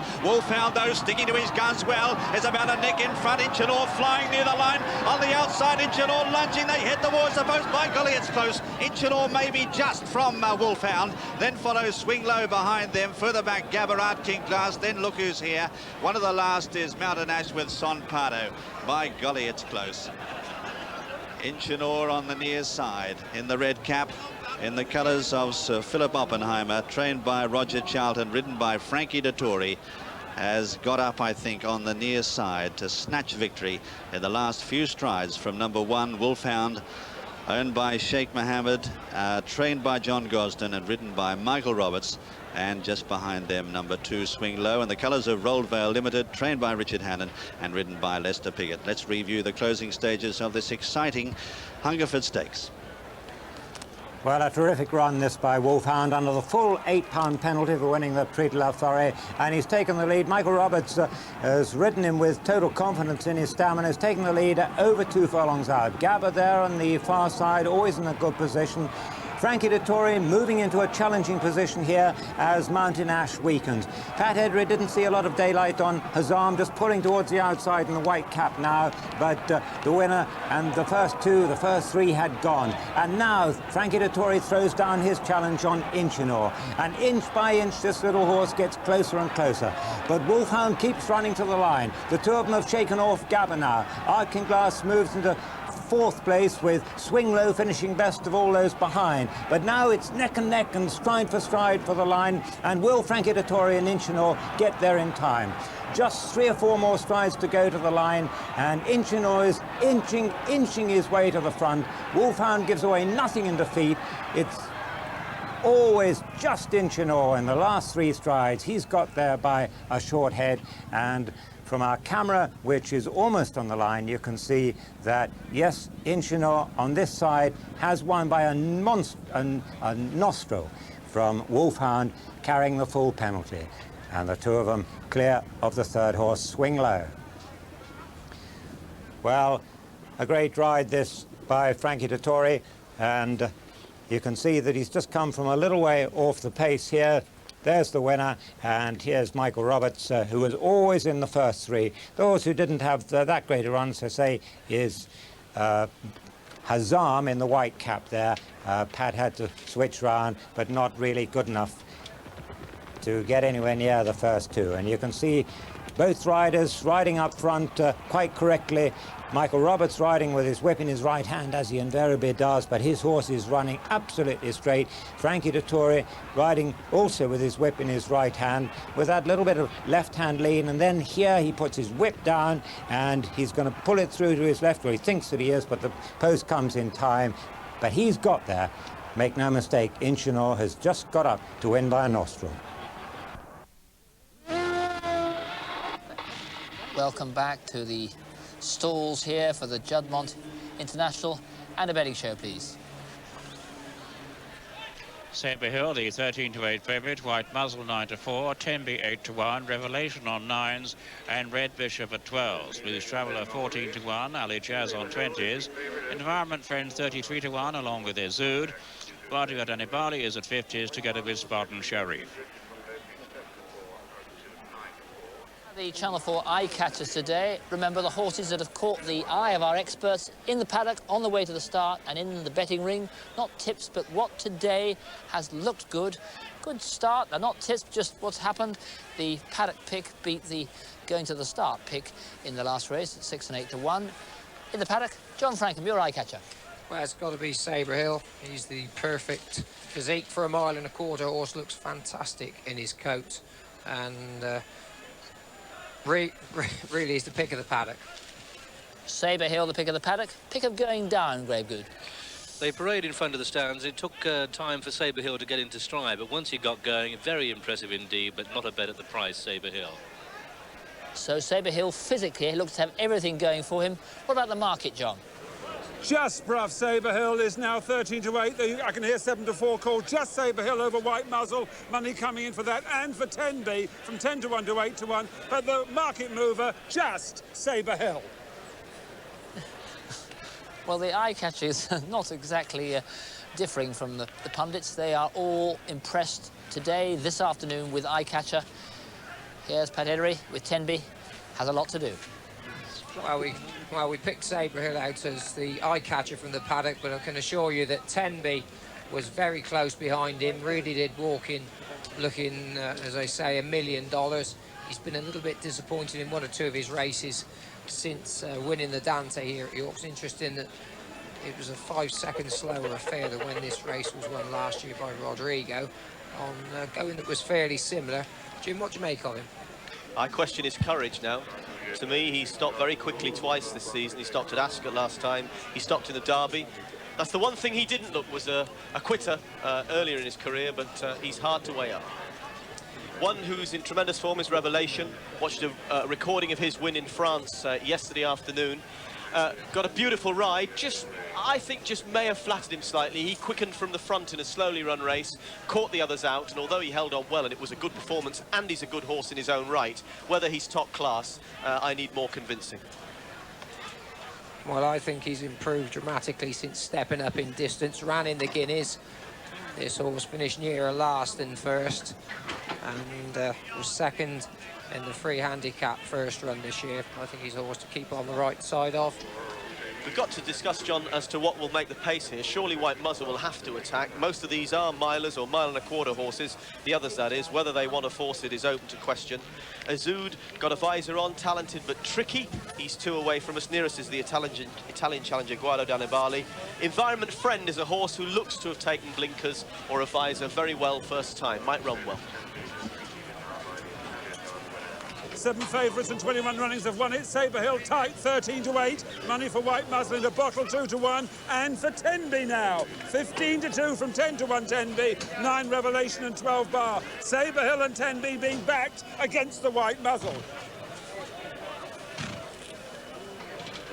So, there he is, taking it all in his stride. That's the horse all the money's been for. And plenty of crowds waiting for him. Waiting for this feature event to get underway. Marvellous afternoon's racing altogether. £157,000 going to the winner of this race. Will it be the horse we're looking at? Sabre Hill, he's 13-8 favourite now. Quite incredible to think he's got a good Group 1 winner behind him in the betting, having only run twice. When he's in, they're all in. Here's Graham. lined up then for the Juddmonte International, and they race away. And Saberhill very frisky out, but taken back early on. The pace doesn't look that strong, and it's probably just Blues Traveller that's edging into the lead. Blues Traveller racing away from the stalls with the call just over White Muzzle, who's through on the inside. Revelation taking a keen hold wide, and just with these is Spartan Sharif, who has front run in the past. And then Michael Roberts on Saberhill back in 5th place, and he's taking quite a keen hold. Al-Jahaz on the outside of him, then the grey Environment Friend visor for the first time today. Zoo behind these in blue, and Temp is tucked away the trailer just behind Guado Danibali as they go through the first quarter mile. But it's Blues Traveller then attacking and front running by a length to Revelation showing in 2nd place, White Muzzle, the inside of Spartan Sharif 3rd and 4th. And then Saberhill racing 5, still racing keenly on the inside of Al Hijaz, with Environment Friend and Reb Bishop making a stride forward. Guado Danibali behind that, then Izud, and the back marker is Tenby. And so they start the turn out of the back straight, and they've still got over 5 to go, and it's still Blues Traveller leading, but the top jocks aren't satisfied with the pace, and John Reed on White Muzzle attacked as they pass the 5 and pass halfway. Blues Traveller the inside, Revelation, Saberhill the horse with the white face. Yellow cap is Spartan Sharif, these ahead of Izud, then Tembi the pink cap. Guado Danibali is outpaced. Al Hijaz has got a bit to do, they've got 3.5 to go, and it's White Muzzle going on the stripe cap. Saberhill bouncing off the ground, Spartan Sharif in behind them, Revelation, then Blues Traveller. His work is done, and they're past the 3, and it's White Muzzle being pressed on the outside by Saberhill. And look at this horse, Saberhill, stride up on the outside of White Muzzle, and it's turning the race into a procession. He's gone past the 2, and it's Saberhill aggressive, gone clear by 2 to Spartan Sharif and Izud, and White Muzzle, who folds Revelation, can find no more. They race down to the final furlong, and Saberhill striding out well. Izud is after him. Izud is closing as the post comes. Saberhill pressed hard by Izud, and Izud's cut to take it. Izud wins the International. Izud takes Saberhill. A big break to Spartan Sharif, then Revelation, and White Muzzle and Blues Traveller and Tembi, who never got into the race. Guado Danibali beat 3, Environment Friend, Al Hijaz and Reb Bishop, who dropped away to be last of all. And so the result then of this Juddmonte International Stakes, it's a win for number 3, Izud, in the colours of Maktoum Al Maktoum. This one trained at Newmarket by Michael Stout, ridden by Walter Swinburne. 28 to 1 the odds of reward on for big race Walter, whose prize money earnings now pass the £1 million mark, and one of the 3 jockeys in the jockeys table to have achieved that magnificent total, thanks here to Izud, who came from off quite a muddling pace to swallow Saberhill in the dying strides of the Juddmonte International and wrestle the prize away from the Sheikh Mohammed runner, who finished 2nd in the colours of Sheikh Mohammed, ridden by Michael Roberts, trained by Henry Cecil. And the 3rd horse home, why, that's number 6, Spartan Sharif, one of the rank outsiders. But Michael there really had no option, in my judgment, but to go on as they passed the 2. So well was his horse travelling, but then he became a target for Izud, who on his day is very, very good, and this clearly was his day. I should be fascinated to see the time of this race and just how strongly they went through the first half mile or so. But it's Izud in blue coming to swamp Saberhill in the dying strides of this Group 1 prestigious race.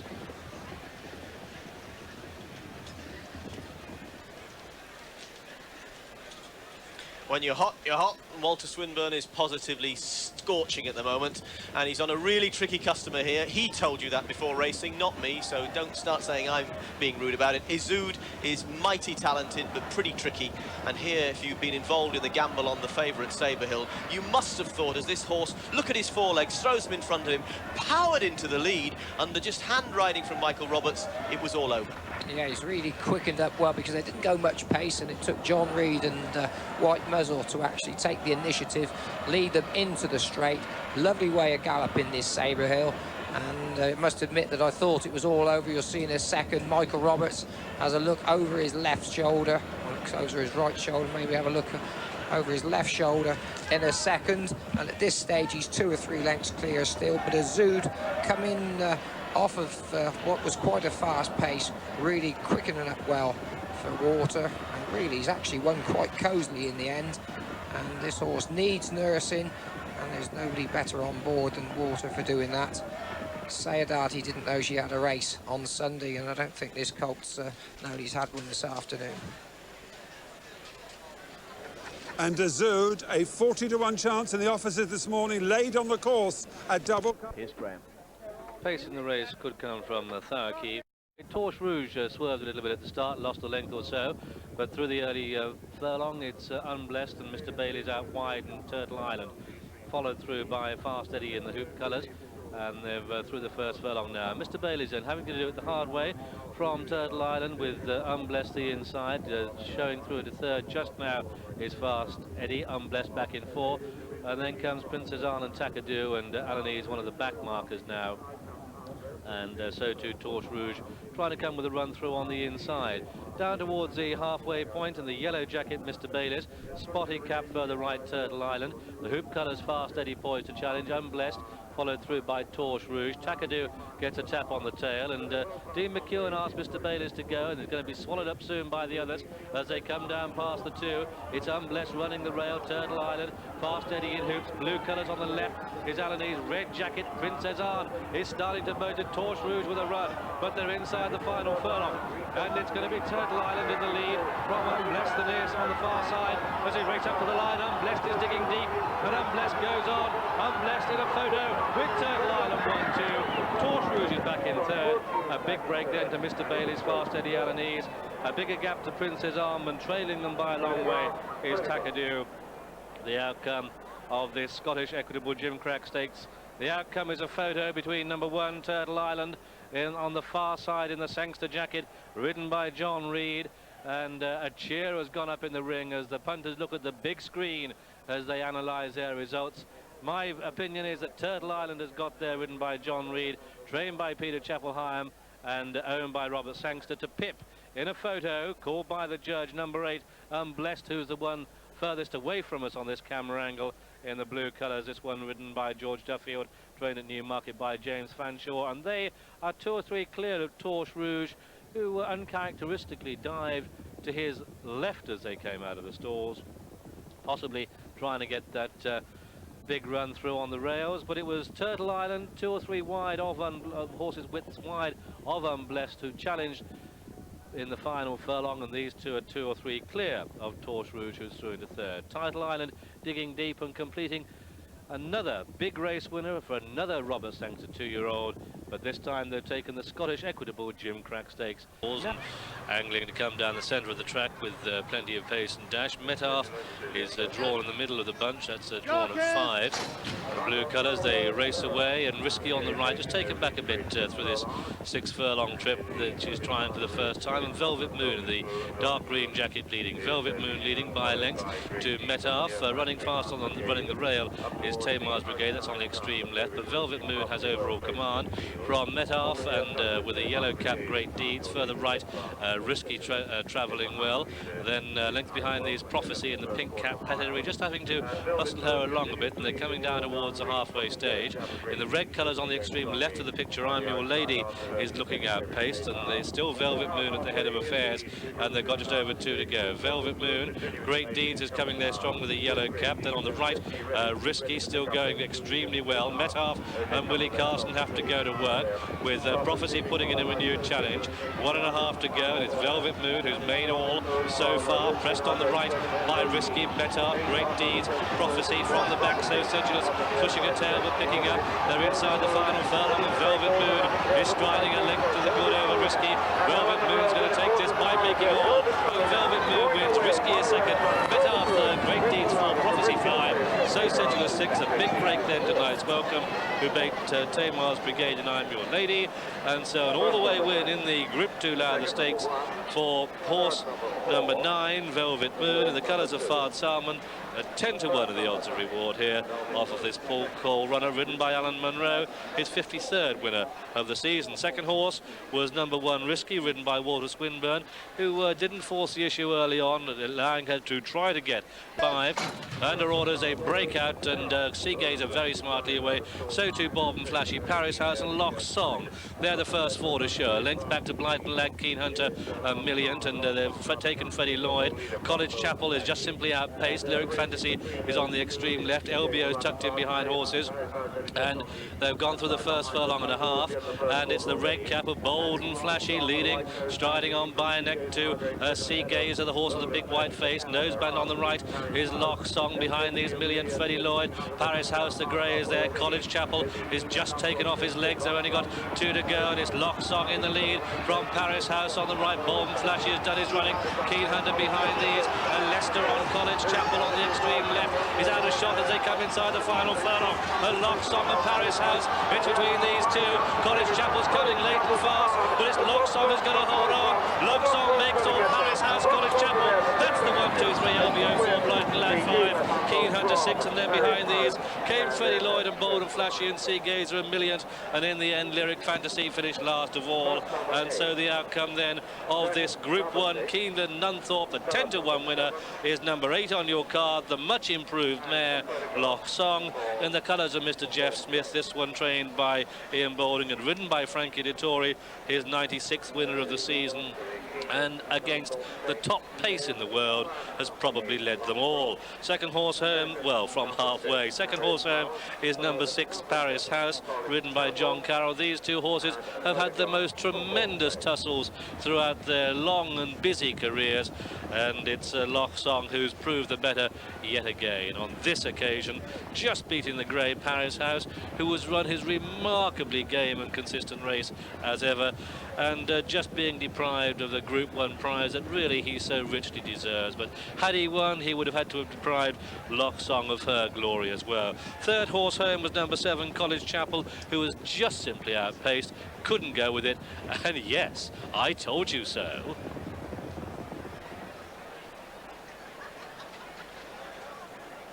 Well, in a sprint, the start is all important, and as they came out here, College Chapel lost his chance. Stall 10 as Bold and Flashy pinged out just that little bit smartly, caused Lester Piggott just to check slightly, and that check saw him immediately at a disadvantage. Just there, they just bumped slightly. Instead of getting a clean break and racing alongside them, checked in his stride and immediately at a disadvantage. From the outset, John, a tremendous gallop. Yeah, if anything, I thought that College Chapel just came across Bold and Flashy. Whatever, they were 2 lengths smarter than him as they left the stalls, and from then on, Lester was always just taking hold of the bridle, just trying to get him in contention, doing all of his best work in the end. But let's not take anything away from Loch Song and Paris House. They made all the donkey work between them, and certainly both of them kept to their guns in the closing stages. We always thought that maybe something would come from off the pace and be there ready to collar them. That wasn't the case. They both stuck to their guns really well. And she's certainly a filly who's improving. She was meeting quite a few of these a lot worse at the weights than before, but she's won with a little bit in hand. There's no doubt about that.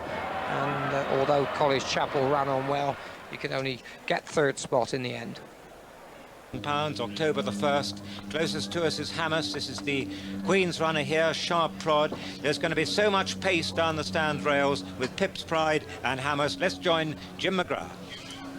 Yes, the final runner going forward now, Loch Song on the near side. That's it, they're ready for this Hazelwood Sprint Cup. And the last one coming forward, College Chapel, Lester Piggott. That's it, they're ready. Stand by for a start, racing. Jumped away in a good line too on the left of picture. Hammes into stride quickly. Loch Song on the left with a sheepskin noseband is going to lead though. In behind them in the yellow is Sharp Prod, and up there as well Wolfhound dropping in behind us. Sharp Prod in the royal colours. Over on the right of picture is Catrail, and College Chapel trails the field as they go through the first furlong and a half. Loch Song it is who leads clearly from Hammes on the near side. They're going like the wind as they pass the half mile. In 3rd placing next is Pip's Pride. Further back in the field, Wolfhound scrubbed up now. Back in the field, Catrail from Sharp Prod. And still last of all is College Chapel as they run inside the 3 furlong marker now. And it's Loch Song up in the lead, being tackled by Hammes on the right of picture. Up there as well, Pip's Pride, followed then by Wolfhound behind them from Catrail, Sharp Prod, and College Chapel has it all to do. A furlong and a half left to go. It's Loch Song still holding on the far side though. Challenging now as Wolfhound in behind them. Hammes has dropped away. Further back then is Catrail running a big race, followed then by College Chapel, who can't win. 50 yards left to go, though. It's Wolfhound who powers into the lead on the near side, and Wolfhound coming away from Michael Roberts is going to win the big one. In second placing is Catrail, as Sheikh Mohammed 1-2. Third is Lock Song, followed by College Chapel. Further back is Pip's Pride from Sharp Prod, and Hamas is last to finish. Number 2, Wolfhound, in the colours of Sheikh Mohammed, trained by John Gosden at Newmarket, ridden by Michael Roberts, has defeated his stablemate, number 3, Catrail, owned like the winner by Sheikh Mohammed, trained by John Gosden, ridden by John Carroll. And third, number 5, Lock Song, in the colours of Mr. Jeff Smith, trained by Ian Balding, ridden by Frankie Dettori. Fourth was College Chapel, could never really get into it. Fifth, Pip's Pride, and sixth, Sharp Prod, and last was Hamas. That's the way they finished in the Hazelwood Foods Sprint Cup. And let's review the closing stages. What a fabulous race this was. Terrific pace and a triumph for John Gosden. Lock Song had got them all off the bet by halfway. Willie Carson's driven up on the stands rails and Hammers to come and join him, dispute him. Even Pip's Pride can't match strides with those two. Wolfhound's in fourth there, Catrail keeping up, but Leicester's off the bridle, then got a furlong and a half, and College Chapel was never able to lie up on this ground. Frankie Dettori had them all stretched at this point, but it was the last 100 yards of the race that worried him, and his concerns were well founded. Now look at Wolfhound on the right, just racing with his head a little bit on one side, comes over to join Lock Song at the furlong marker, and from now on, Michael Roberts is holding the whip hand. Much as we all thought, Julian, this was the sprint of the season, and Michael Roberts bided his time. They had him in top gear for the first 3.5, as you say. Lock Song was always travelling well. The 6 furlongs has seen his filly out today. Michael Roberts picks his stick up in his right hand on Wolfhound. As you say, carrying his head a little bit awkward, but he's got the ground that he likes here today. He'd like it a tiny bit softer. What a race Catrail, his stable companions run. At the line, there's only 3 parts of a length in it. But Wolfhound, back to his best. This is his time, the autumn. In the paddock first, John Frankham.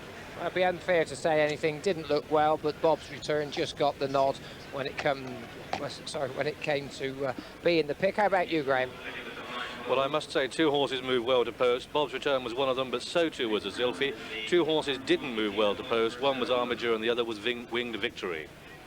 And Silverdale, the outsider, 12-1 this morning. That's into 13-2. And appalling in the market, Armiger. I will be amazed if Armiger can now win the St. Ledger. 13-2 Danish. Well, if you want an outsider, I would suggest Ed Baysan, who's got some really good staying form, and the long distance will almost certainly suit him. But the question mark is between these 2 horses you're looking at now. Armiger in the centre of your picture. Can he reproduce his 2-year-old form, or will Azilfi, who you're looking at now, produce his form with Assessor and beat this fellow Armiger? That's the question mark. He's got bandages on this afternoon. Armiger had a hard race on fast ground against Fernando in France, probably just to help his joints a little bit. And although he's on his toes, hasn't got in a sweat. Azilfi goes in with Richard Quinn on board, Pat Edgery and Armiger then the last in.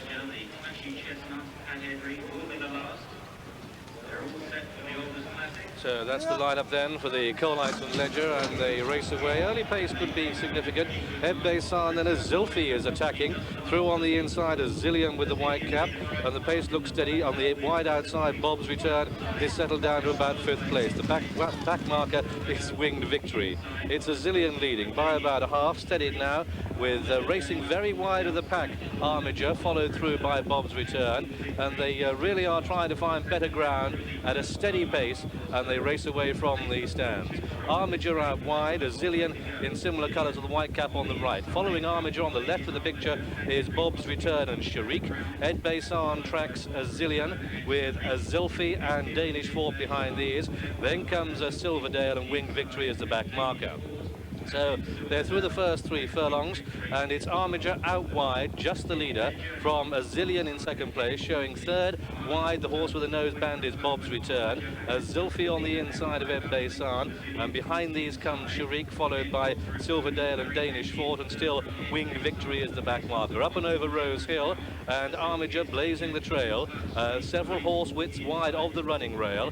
Zillions on the inner. Bob's Return is third. Ed Baysan 4. Then Zilfi on the inside of that, followed through by Sharik, with Danish Fort wide of Silverdale, and still tucked away the back marker is Winged Victory. But the pace is steady, and they've got just about a mile to go in the Coal Iceland Ledger, with Armiger and Pat Edery leading by a length and a half to a Zillion in second. Bob's Return still pulling hard in third. Then Ed Baysan in 4, Zilfi the rail 5, Sharik in the blue colour 6. Winged Victory starts a run forward now. Danish Fort and Silverdale, the Maroon Army, are at the back.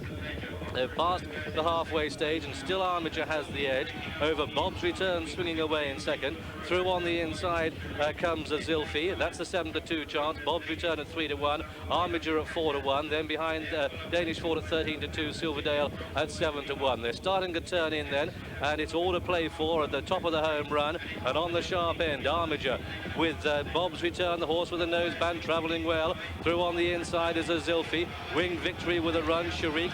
Silverdale gets reminders, and difficult to see that one winning. They've got 3.5 to go, and it's Armiger with Bob's Return pulling double up on the outside. Sharik, Winged Victory, all at work in behind, and they come down to the 3, and it's Bob's Return that goes into the lead. Bob's Return by a length to Armiger in second place. Sharik back in third. Under pressure is Danish Fort, placed the best surely, and now Armiger is having to dig deep, but so too Bob's Return. They've still got a furlong and a half to go in the Coal Iceland Ledger, but it's Bob's Return in the lead, the first horse that Jackie Smith has ever owned, and going 2-3 clear in the Coal Iceland Ledger is Bob's Return, clear by a long way. Pat Edery looked round on Armiger, he's accepted it. This is going to go to Bob's Return, a fairy tale start to racehorse ownership. Bob's Return is going to take it at the line. Bob's Return and Philip Robinson the winner. Armiger is second, Ed Baysan is third, Sharik is fourth, and then came Danish Fort 5, Zilfi is 6, and behind Zilfi was Silverdale. Then came Winged Victory, and trailing back to a Zillion. And so the result of this, the 217th St. Ledger. Starting to come down now. I think it's too late to alter the ground here, so I don't think we'll see this race spoiled. But Sayadati, I looked at her in the paddock. She really is a lovely filly, this. She's by Shadid and out of a high line mare. But just look at her there in the hands of Walter Swinburne. And she's taken her racing really well. She's won 4 Group 1s, and just look at her. You wouldn't think that she'd had a race, would you? And her old rival, her Goodwood rival, Big Stone. How ironic to see Pat Edery riding the Wildenstein colours. And Pat jumps off him, this son of Last Tycoon out of a posse mare. A very consistent horse, but the Sussex Stakes was his only Group 1 win. He's 7-2 now from 100 to 30. And he was beaten a head and a nose when he was third to King Mambo and Ski Paradise in the Prix de Moulins. He was ridden by Dominique Berth that day. But Daniel Wildenstein has now severed his association with Dominique Berth. He's still got a good motor in him, this horse, but he's not the most attractive horse, Julian. When he's walking away from you, he hasn't got the quarters of the other runners in the race, like King Mambo, but nevertheless, he's got a good motor, as he's proved this season. Let's have a look where the 9 runners figure in the market. Well, there's more money, Jimmy, for the favourite King Mambo, which, of course, if successful, would give cash double. 2-1 now. Sayadati 3-1. Big Stone 7-2. Swing Low coming into the money for that. Open 12s is now 8-1. Barathea 9s, and a big jump to Missile Cat on 25-1. Half Term gone out to 33s with Al Hijaz, and Inner Cities the outsider at 40-1. So the 3 best milers in Europe in the field now that Symphonic is retired. And this is the 3rd classic winner in the field, Barathea. Well, he suffered from an attack of colic last weekend, and there was a doubt about his running. There was also concern that the ground might be on the soft side for him, although he's a son of Sadler's Wells. But he's back to what's almost certainly his best distance here, 1 mile. And indeed, of course, his last run was over a mile when he finished 4th in that Prix de Moulins, won by King Mambo. Found Symphonic too good in the English 2,000 guineas, but nevertheless won the Irish one. He's a high-quality colt, but he looked a little bit edgy walking around the paddock today. He wasn't sweating. but things looked a little bit as if he was worrying about something. He's beautifully turned out by Luke Kamani, but he's just starting to sweat, as you can see there. The horse who ran notably in a big race this year after an attack of colic was Tenby, and that was 3 weeks before the Derby. Well, he didn't run his race. Let's hope that Barasthea has overcome his problems, but look at the steam rising from his flanks. This is Swing Low, one of the great revelations of the season. An incredible season he's having, and what a tribute he is to the judgment of Richard Hannon, who bought him for 3,800 guineas as a yearling. He's now won almost £200,000 in this country, more prize money abroad, and of course won the Triple Prince Celebration Mile in quite remarkable style from 2 or 3 of these rivals. He had Mistlecat behind him that day, second, and Mistlecat was also third behind him at Doncaster. Swing Low's got a good turn of foot. I wonder if he's going to be able to use it today against Group 1 winners. Well, one thing there will be is a strong pace today, because Inner City is in the field for that purpose, to help his stable companion Barasthea, who occasionally has failed to settle. And there is Half Term, the other Sheikh Mohammed runner, and he also has got very, very warm. He threatened to drop Frankie Dettori in the paddock, and his attendant was knocked over, but Frankie Dettori's got him reasonably relaxed now. A horse with a lot of ability, but short of experience. 33 to 1. This is the latest betting. The favourite, King Mambo, now 9 to 4 from 2 to 1. 100 to 30, Sayadati drifting all the time. 7 to 2, Big Stone from 3. 15 to 2, the best backed horse in the race, Swing Low, on the race course from 12 to 1, 8 to 1 bar. Last one to see, I think, Mistlecat, number 8, with Wendell Woods in the saddle. There's no tougher horse around than him at the moment. He never knows when to quit. I'm just wondering whether the jump from Group 3 winning to Group 1 is in his grasp. He's 25 to 1 in the market at the moment. Wendell Woods was telling me, though, it'll take a pretty tough horse to beat him today. He's never been working better. I'm very pleased with him. King Mambo 5 to 2, Sayadati 100 to 30, Big Stone, the other French invader, at 7 to 2, 15 to 2 bar. The stage set for a famous Group 1 race. Here's Peter O'Sullivan. That's it. And they're running. Inner City, one of the first to show as they break, and over on the far side, Half Term, Inner City, and also well up there is Al Hijaz. It's Inner City and Al Hijaz. Al Hijaz just leading Inner City.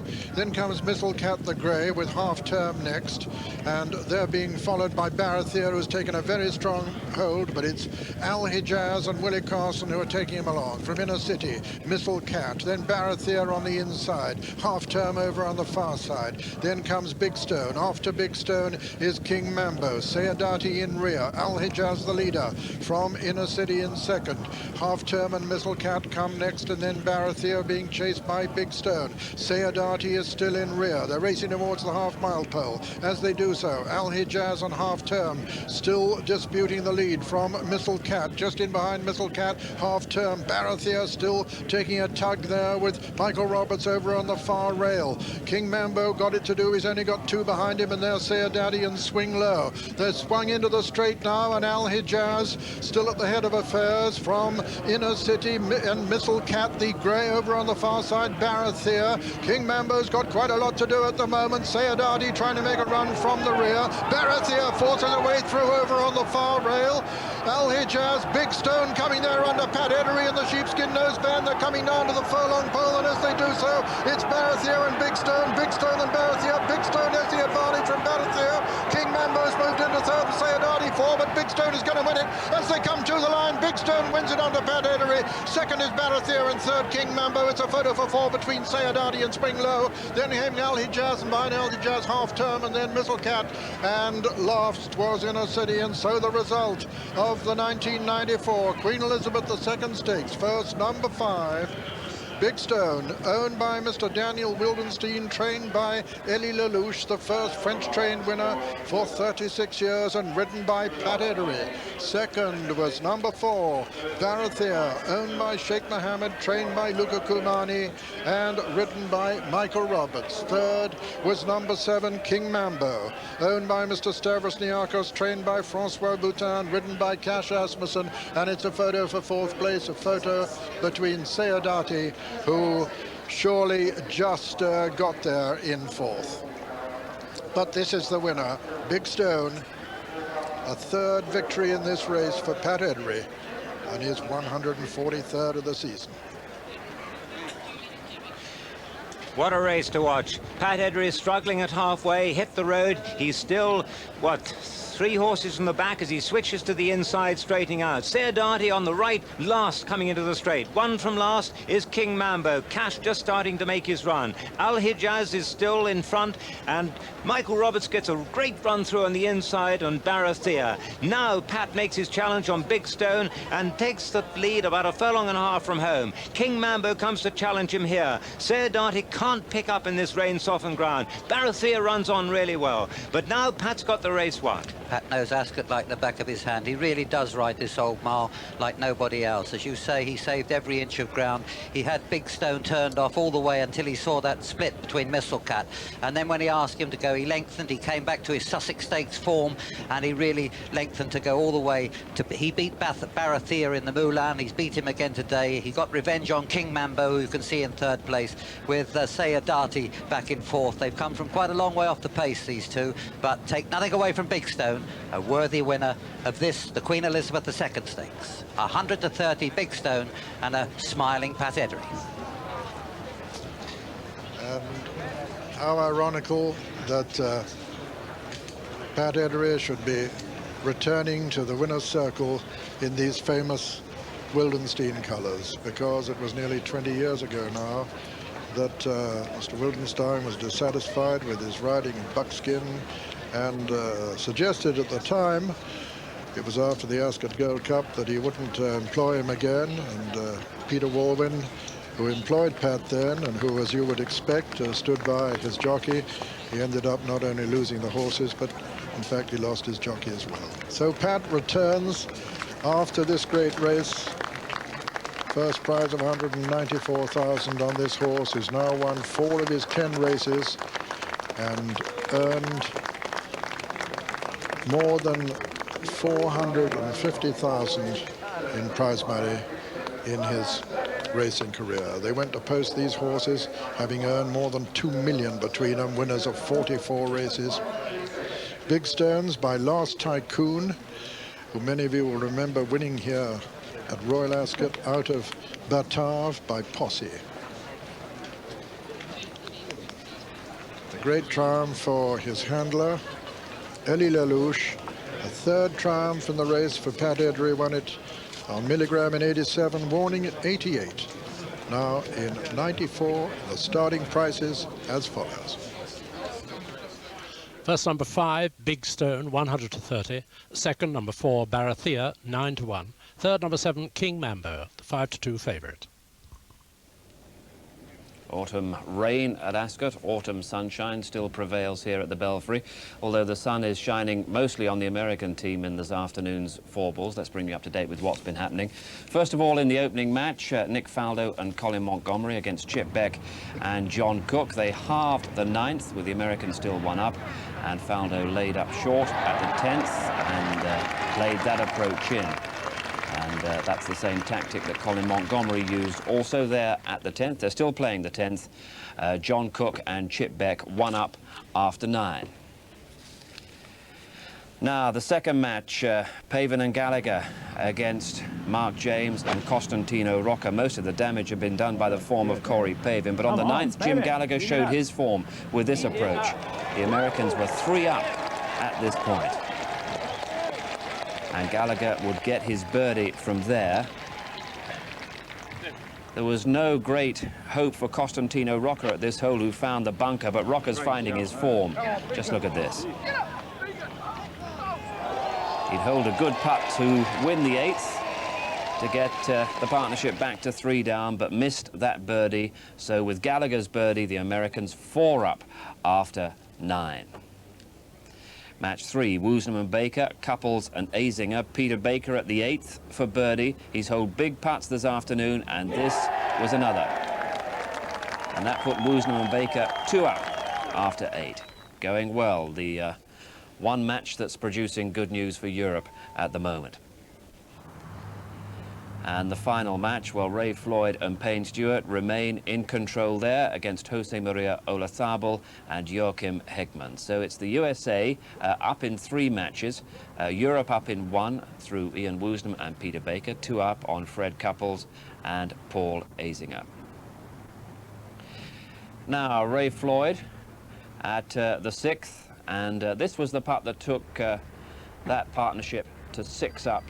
To 4 up against Olazabal and Joachim Hegman. And really, with form like that from the Americans, well, the Spanish-Swedish combination is suffering a bit this afternoon. Olazabal and Hegman 4 down to Ray Floyd and Payne Stewart after that. Here's Graham.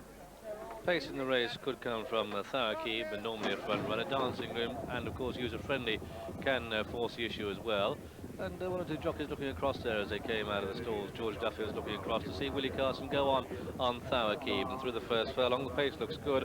It's Thurkey clear by 2 to Oakmead showing second, with user-friendly in third. And then behind these, on the outside, is Rainbow Lake, the pink cap. The horse with the white face running the rail, Dancing Bloom, just going out of shot as we home in on the leader, Thurkey. Thurkey clear by 2 as they make their first turn past the 1.25 mile start. And it's Thurkey leading by 2 lengths to user-friendly the outside of Oakmead. They're passing the 9 pole. Then Rainbow Lake the outside of Dancing Bloom, followed by Spring. Red colours towards the back is Premiata, and the back marker only Royale in those orange and black check colours. And they come past the mile pole, and Thurkey and Willie Carson certainly not hanging about. Clear by 2 still to Oakmead in second, user-friendly the outside third.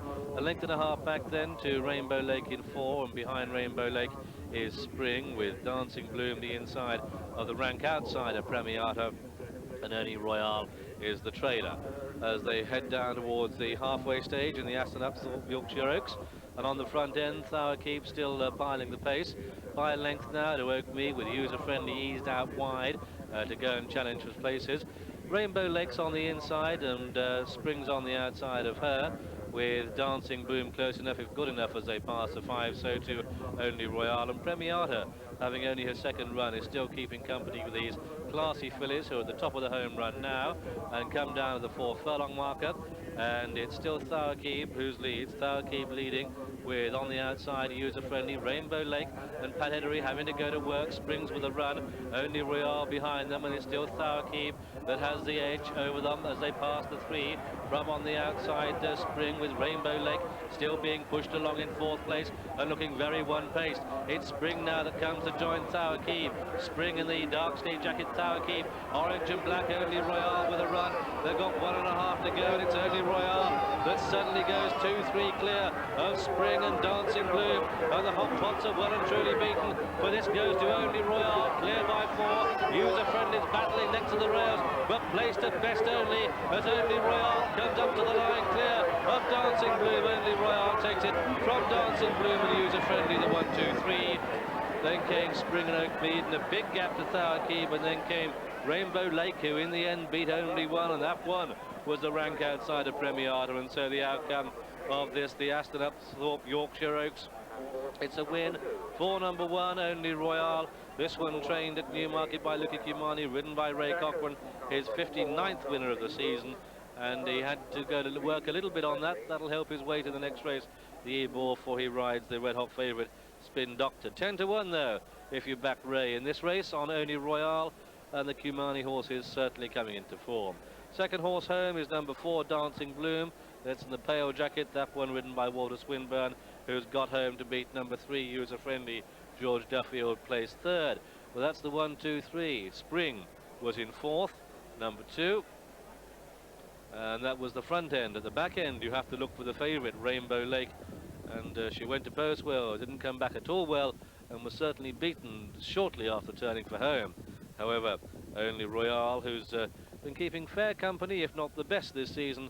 A 4-year-old certainly showing the 3-year-olds the best of the way home, and emphasising yet again perhaps what an indifferent bunch of 3-year-old colts and fillies we do have. And courage for opening this race up to 4-year-olds, where only Royal picks up a handsome Group 1 prize.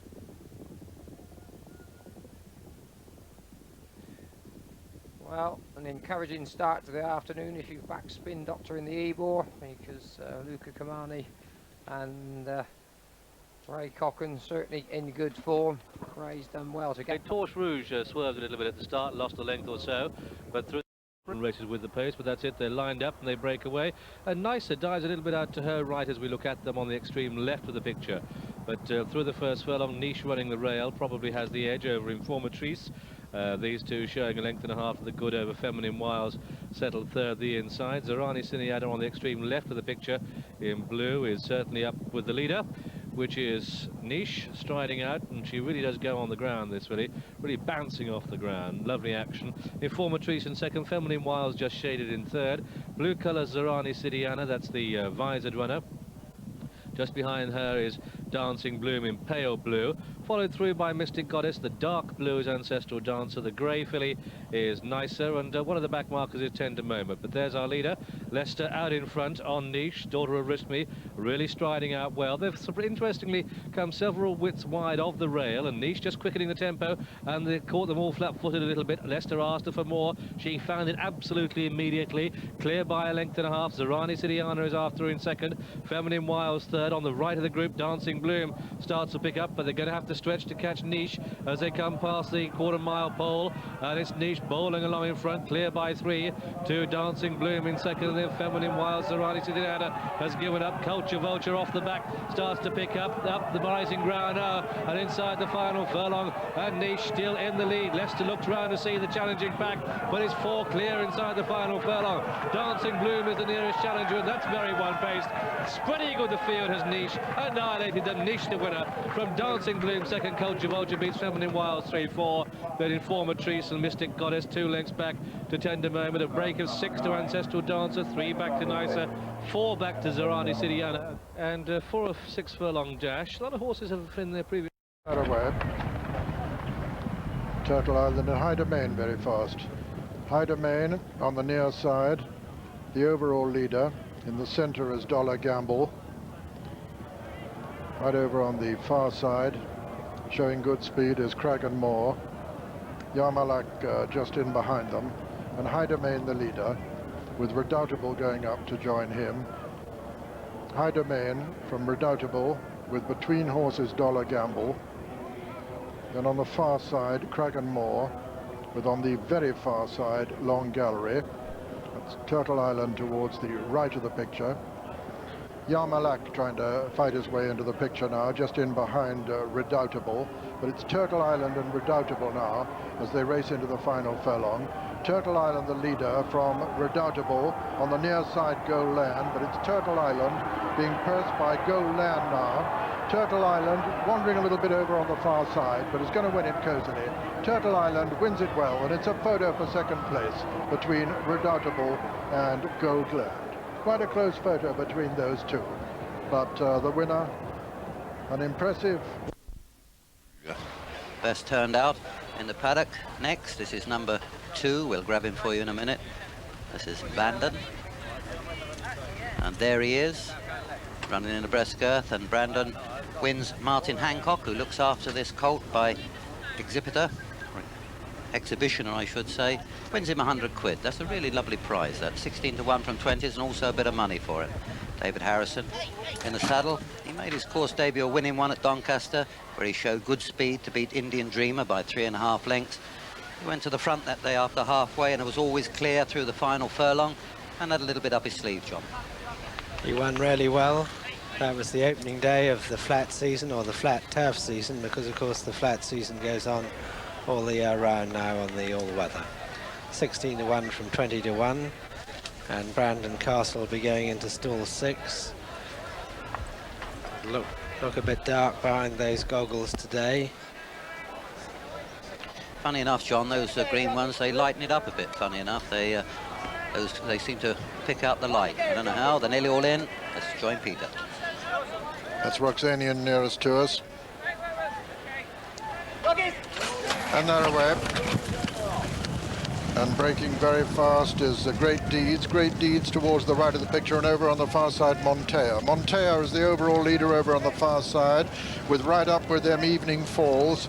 Evening Falls the grey and Montea. Evening Falls just about the leader from Montea. On the near side Roxani, and then comes Royal Insignia, and isolated over on the far side is the favourite, the Puzzler. Looking to the left of the picture you see him with the sheepskin noseband on the very far left, but in the centre it's Evening Falls the leader with Montea. These two still disputing it. Royal Insignia, and to the right of the picture running very fast is Great Deeds on the right, and over on the left making ground now is the Puzzler, with also Jade Pet making ground. They're coming down to the furlong pole, and on the near side it's Great Deeds the leader on the near side, and Great Deeds has a commanding advantage as they race into the closing stages. Bid for Blue putting in a run on the far side, and Imperial Bailiwick, but Great Deeds wins this well. It's going to be close for second, with Bid for Blue just beating Imperial Bailiwick, with back in fourth Montea, and something amiss with the favourite. He's actually finished tailed off last and is being pulled up by Warren O'Connor. Officially it's a photograph for second place, but no doubt about the winner, number 12, Great Deeds, owned by Dubai Racing Syndicate, trained by Mick Channon and ridden by Richard Quinn, which puts him on the 50 mark. And a photo for second place between number 3, Bid for Blue, ridden by Lester Piggott, and number 11, Imperial Bailiwick, ridden by Nicky Adams. But Great Deeds, a very impressive winner, makes handsome amends for the failure of the stables hot pot in the Queen Mary, and does it in tremendous style.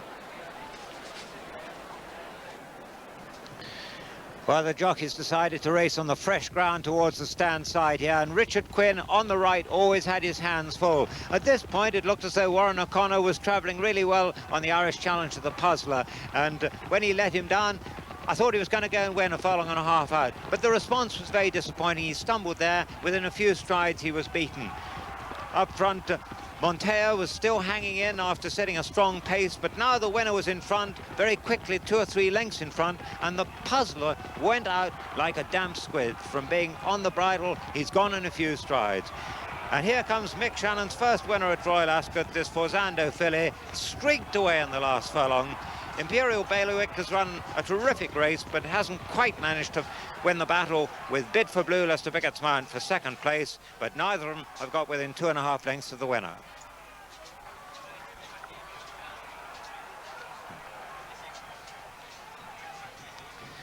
You can see Warren O'Connor on the outside just giving his horse one smack, and whether or not those dodgy legs have finally given way, I don't know, but this was no sort of race.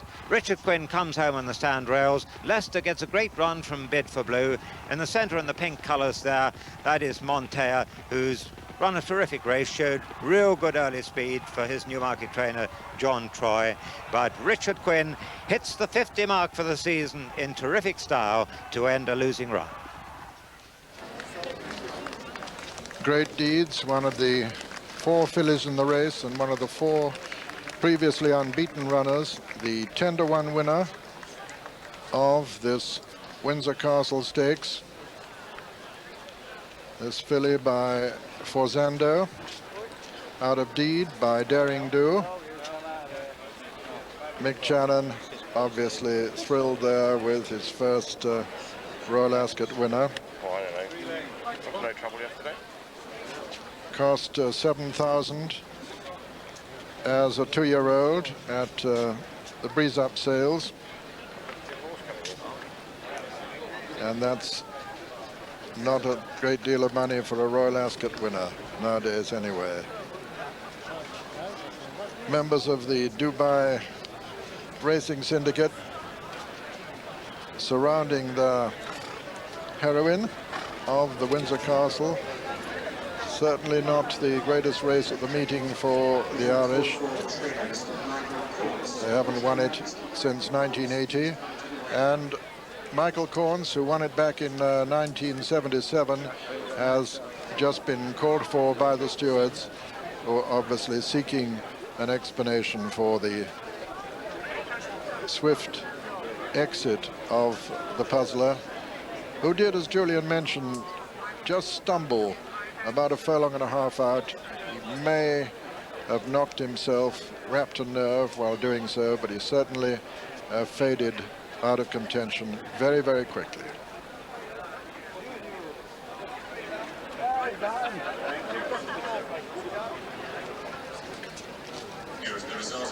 Here comes the outcome of the photograph. Officially second was Bid for Blue, third Imperial Bailiwick, and fourth number 4 Montea, who was in the van for so much of the way. So just to recap, the 1, 2, 3, 4 in the Windsor Castle.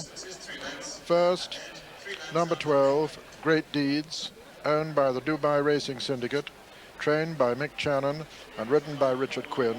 The 3 lengths winner from number 3, Bid for Blue, owned by Mr. David Thompson, trained by Richard Hannon and ridden by Lester Piggott, with third, number 11, Imperial Bailiwick, owned by Dr. Ian R. Schenkin, trained by Mark Usher, ridden by Nicky Adams. And fourth, number 4, Montea. The starting prices as follows. First, number 12, Great Deeds, 10 to 1. Second, number 3, Bid for Blue, 12 to 1. And third, number 11, Imperial Bailiwick, 50 to 1. The first race at Redcar, the 210, won by number 5, Common Council, 8 to 1. Second, number 7, Edge of Darkness, 9 to 4 favourite. And third, number 4, Cagram Queen, 4 to 1. At Ayr, the 215, that went to number 5, Kezio Roof, 10 to 1. Kezio Rufo, 10 to 1. Second, number 2, Diamond Frontier, 50 to 1. And third, number 7, Time Zando, 40 to 1. There were 7 runners. And there was a stewards' inquiry into that race. Time for the first race, 1 minute, 4.18 seconds. That's about 3.5 seconds slower than corresponding race median. Ground is slow. Sad news from Newmarket of the death of a very popular racing figure, Paddy Brudenell Bruce.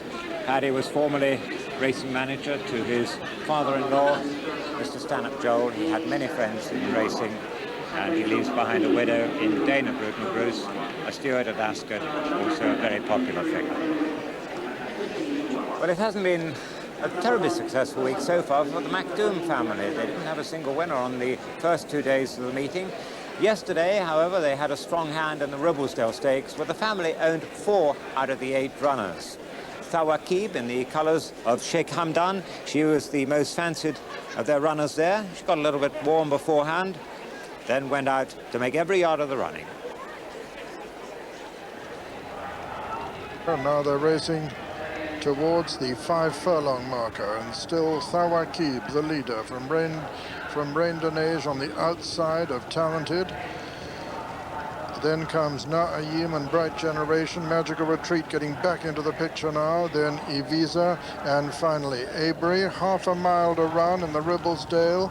Talented moves up on the inside of Thawakib. Rain Denage is third, Bright Generation 4, Magical Retreat is 5, 6 is Naim, 7 Avery, and 8 and last now is Avisa as they swing into the home turn, and it's Thawakib.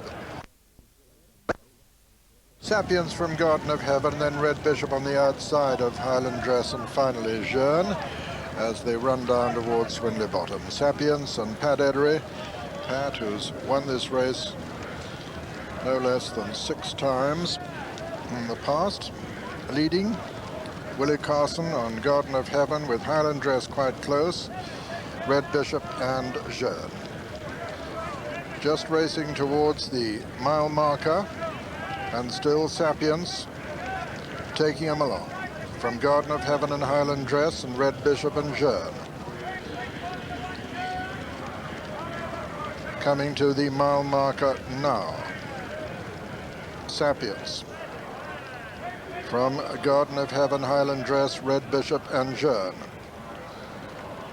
More than 5 lengths between first and last. Sapiens quickens a bit there, though, as he passes the 7 pole. Got a length to a length and a half advantage now over Garden of Heaven, with Highland Dress third, 4, Red Dragon and 5 is Jeune. 6 furlongs. Sapient still the leader by a length and a half to 2 from Garden of Eden. Highland Dress moves into 3rd.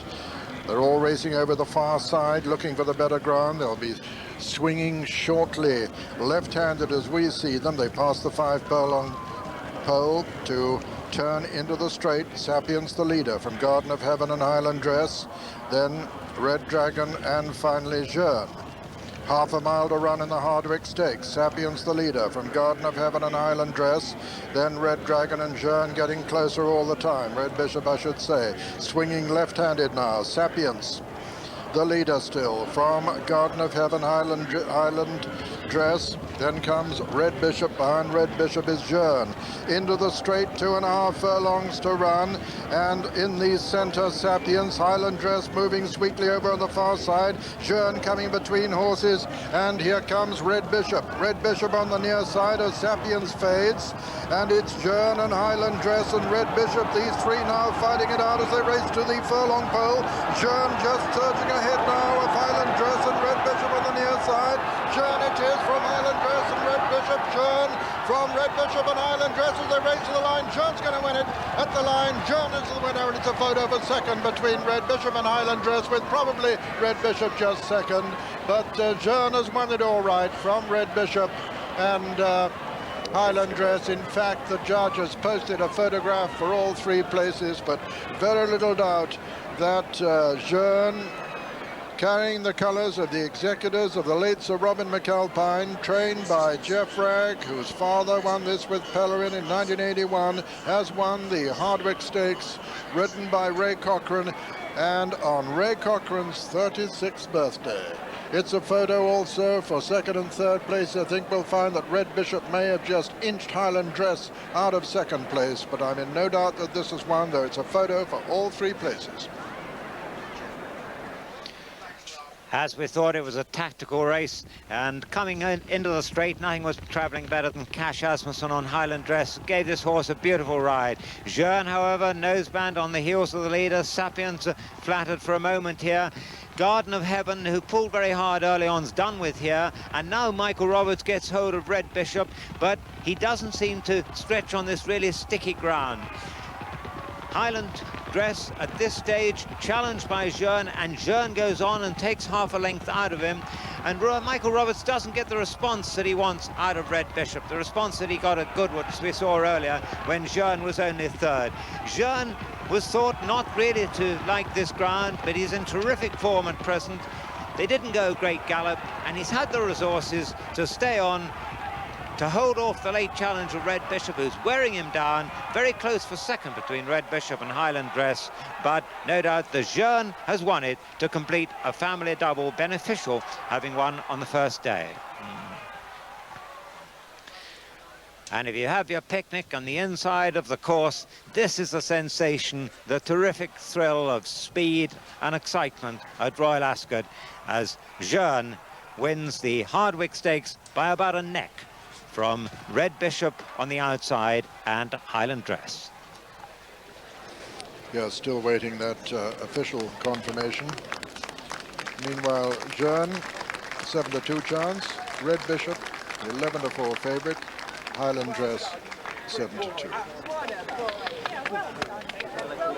A wonderful family double, beneficial in Jeune.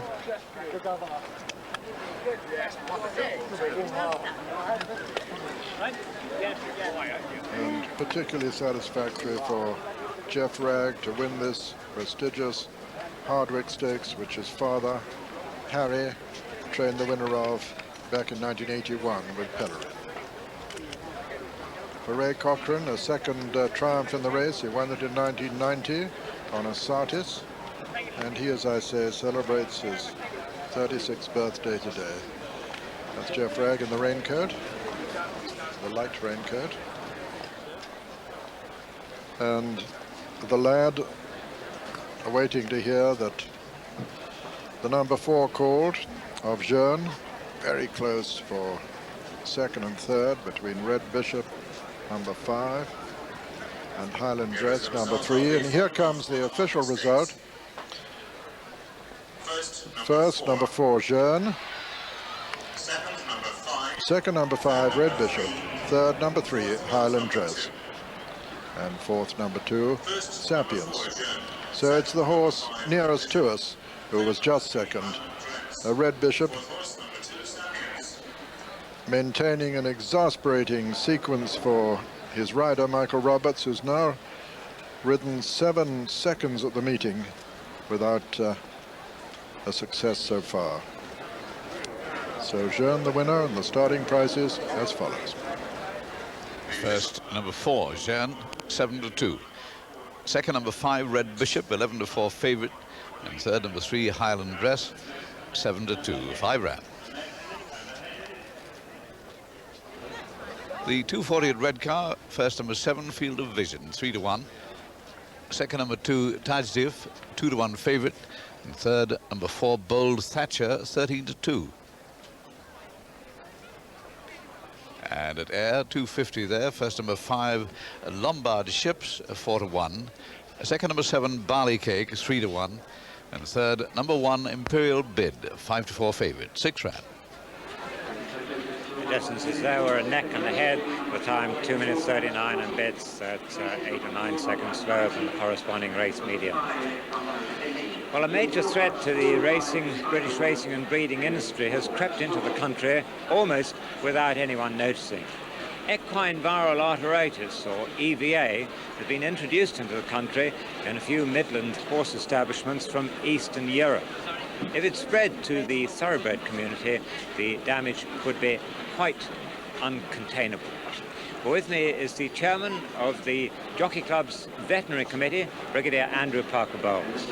Andrew, first of all, what is EVA and how has it managed to be introduced to this country? Well, it's a equine venereal disease, and we suspect it came in from Poland. In fact, we're pretty certain it came from Poland when the regulations were relaxed at the beginning of this year. Is there any means of prevention and indeed any cure? Well, prevention, of course, in the old days, we stopped, every horse was checked in quarantine before it came into this country. That, sadly, has come to an end. And we're now working, or the Animal Health Trust is working with an American drug firm to produce a dead vaccine to inoculate horses against it. But at present, I mean, if a horse has got it, he dies. He doesn't die, no. If a mare gets it, she'll probably abort her foal. Foals can die on their own, and it's pretty serious for any horse getting it. And far more important, a stallion, if he's got it, is useless for breeding. Well, now, what are the chances, do you think, of it affecting the thoroughbred industry? Well, we hope. We've contained this first outbreak, we think. And in France, of course, they've had it. It's fairly widespread in the non-thoroughbred population. And I think I'm confident that if people stick to the code of practices, we should be all right. There have been restrictions on entry to this country in the past, but it's proposed that from July the 1st, horses should be able to be imported from Eastern Europe without any restrictions. I mean, is this a reality? Sadly, it is a reality. We can do very little about it. The EC won't change their rules for us, and we've just got to keep going on our code of practices and checking as much as we can. And I'd like to say the owners of the horses affected in this last outbreak have been very cooperative, and the Animal Health Trust done a marvellous job in limiting it. Very briefly, I mean, what is the bare bones of the code of practice? It's really, I mean, they've got in new markets, checking horses. It costs very little to have your horse blood tested and checked. The virus itself dies in 2 days. It's not airborne or windborne like the flu. Joint favourites. So Harry Hardman 11-1, so is Nagida.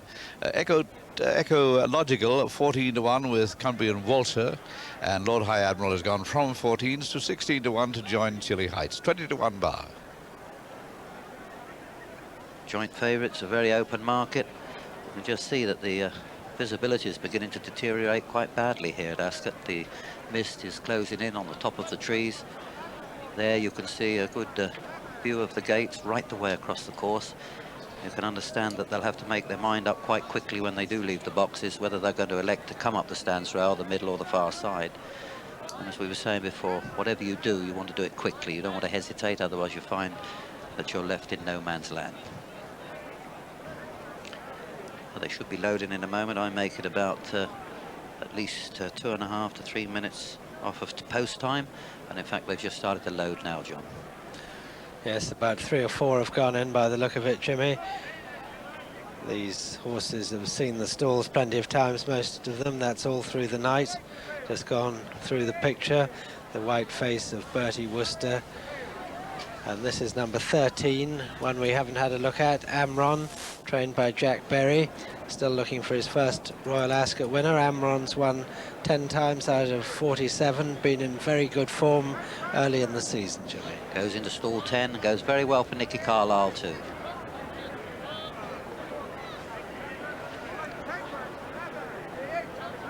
A lot of them seem to be hanging back a fair way from the stalls. That's Ashtina going in.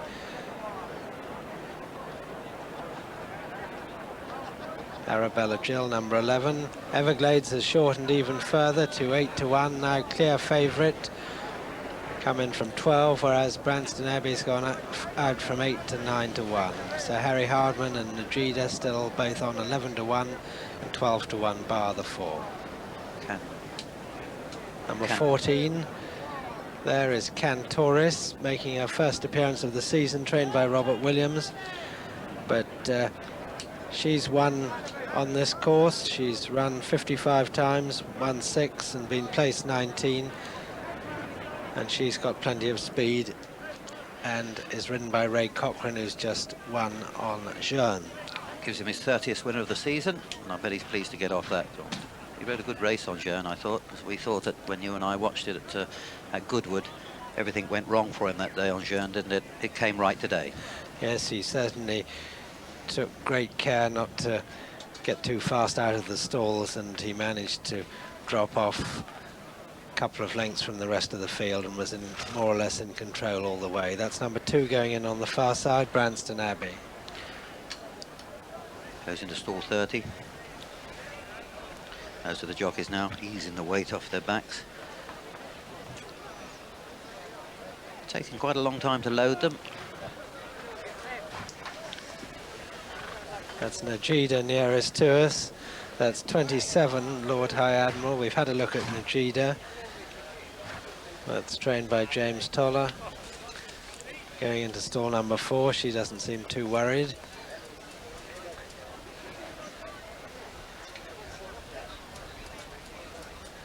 Najida was only a short head behind Everglades last time. Everglades is now 8-1 favourite. Najida somewhere around the 11-1 mark, and has attracted plenty of support.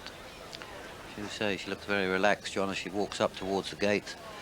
She's it's funny because she's one of the last in, which you have to be on the books of the starter, so although she's looking very relaxed there, when she gets in she must get a little bit worked up. But hesitating now as they go in. We've got another show betting for you. Everglades 8-1 from 9s, Branston Abbey 9-1, Sir Harry Hardman 10s from 11s, shorten up all the time. Najida is at 11s, they go 12-1 bar those 4, and we're still waiting on the far side. I think one of them is Beware of Agents with Dean McEwen, number 8. I think he's going to be the last one to go into stall 24. Let's go to Peter. Yes, these winners of 174 races between them, all set, under orders, and they're away. Orfad breaks very fast towards the right of the picture in the sheepskin noseband. Ashtina showing very good speed in the center of the course too, and over on the far side Cantoris is right up with them, but on the near side Gone Savage also there on the near side. Orfad and Ashtina right up with him, and Everglades is very close up too. And over on the far side, it's Gone Savage from Everglades. On the near side, Master Planners come there to join the lead with Ashtina.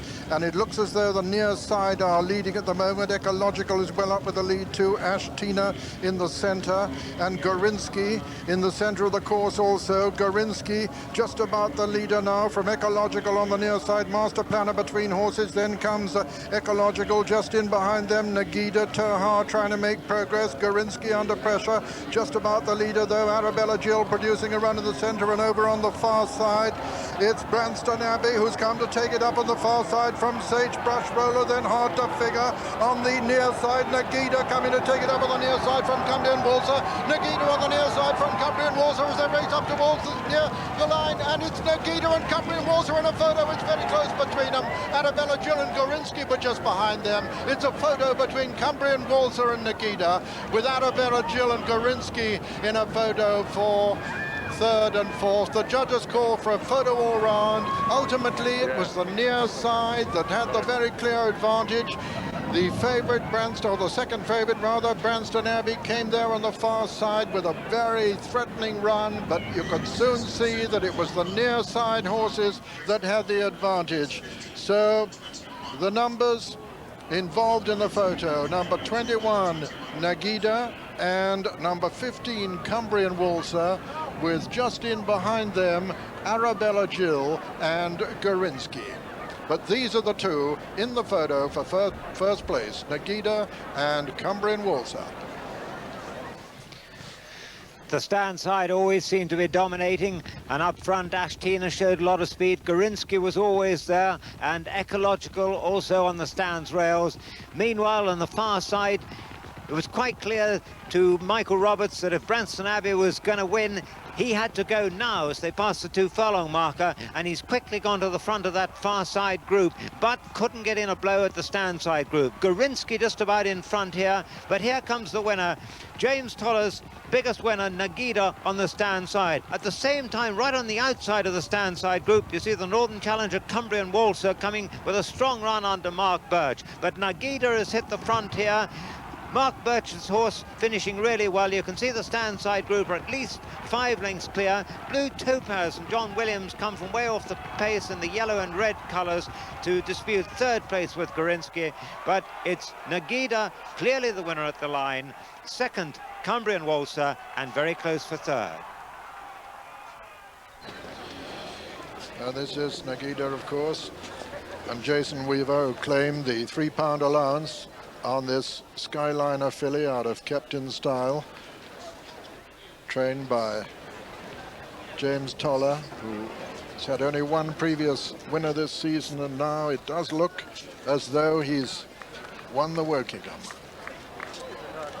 in this very close finish with Cumbrian Walser from the north, trained by Peter Easterby. But I think yes, Jason has gone into the winner's circle. I think we'll find that Nagida has beaten Cumbrian Walser, and very close for third and fourth between Arabella Jill and Gorinsky, who was prominent for a long way in that sheepskin noseband, about 9 off the fence.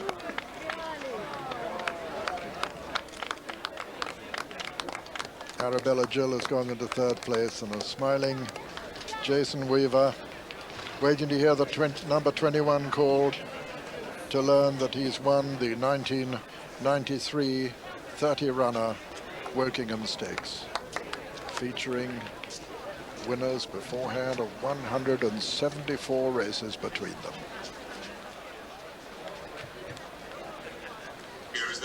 Here's the result. First, number 21, Nagida. Second, number 15, Cumbrian Walser. Third, number 11, Arabella Jill. And fourth, number 26, Gorinsky. So just to recap the full official result: the 1993 Wokingham, first, number 21, Nagida, owned by Miss Judy Toller, trained by James Toller and ridden by Jason Weaver. Second was number 15, Cumbrian Walser, owned by Cumbrian Industrials Limited, trained by Peter Easterby and ridden by Mark Birch. Third was number 11. A bit.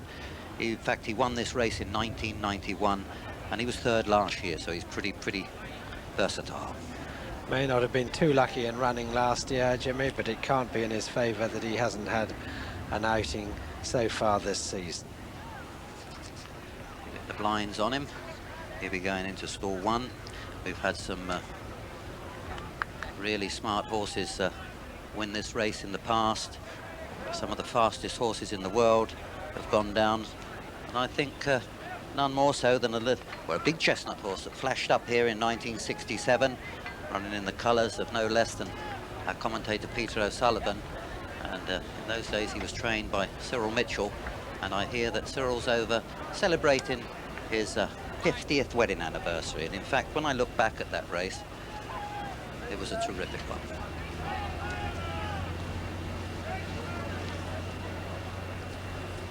That's number 3, Freddie Lloyd, mounted John Reed. Standing behind is Surprise Offer, John.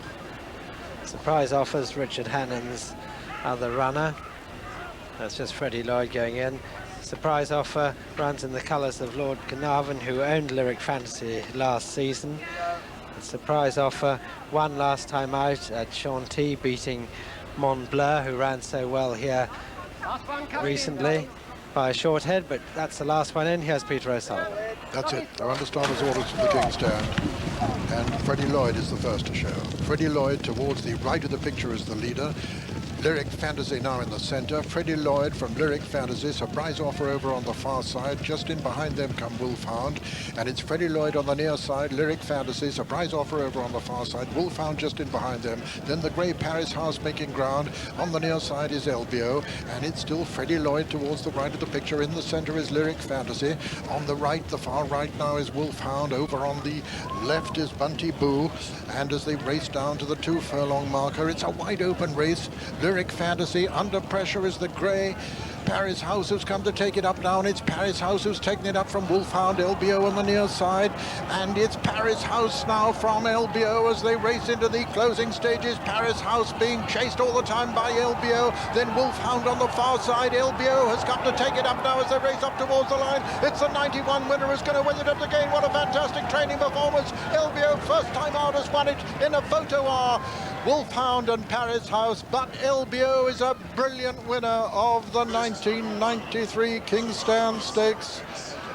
First time out this season. LBO, owned by Mr. Brown Brackpool, trained by Peter Makin, has duplicated his 91 triumph under Walter Swinburne in the 1993 Kingstand Stakes, which features a photograph for second and third between Paris House and Wolfhound. But what a training performance this by Peter Makin, and not unbacked this horse either. A tremendous performance. Well, what a turn-up and what a training performance, and he's last of the 8 here with 2 furlongs to run. Walter Swinburne waiting his time. Wolfhound showed surprising speed early on, and at this point he looked poised to win. Lyric Fantasy coming to the end of her tether in the centre of the course. At this point, Paris House comes through to take the lead and looked as though he'd win. Bunty Boo's run a terrific race on the outside. But now watch Walter as he produces LBO on the rails. And Wolfhound loses his place here. And Michael Roberts switches to challenge on the outside of the grey Paris House. Paris House and LBO come close together here, but LBO with the blinkers on goes through the gap. It looked like Paris House on LBO, but Paris House's run comes to an end inside the final furlong, and LBO storms away on his reappearance to win this £60,000 prize. Paris House can't find any more, and Wolfhound runs on again at the end of the 5 furlongs, possibly to snatch second place on the line. May just have got there, very close between those two, but no doubt about a brilliant win by LBO. Well, what a performance this was. This horse, whose career has been interrupted by injuries, but he's come right back to his best here. And he won this race in 1991. He's won it again in 1993. He was 3rd last year. Walter's given him a perfect ride. He's come from last to first, switched off. That's the way he likes to race. And today he's done it in style.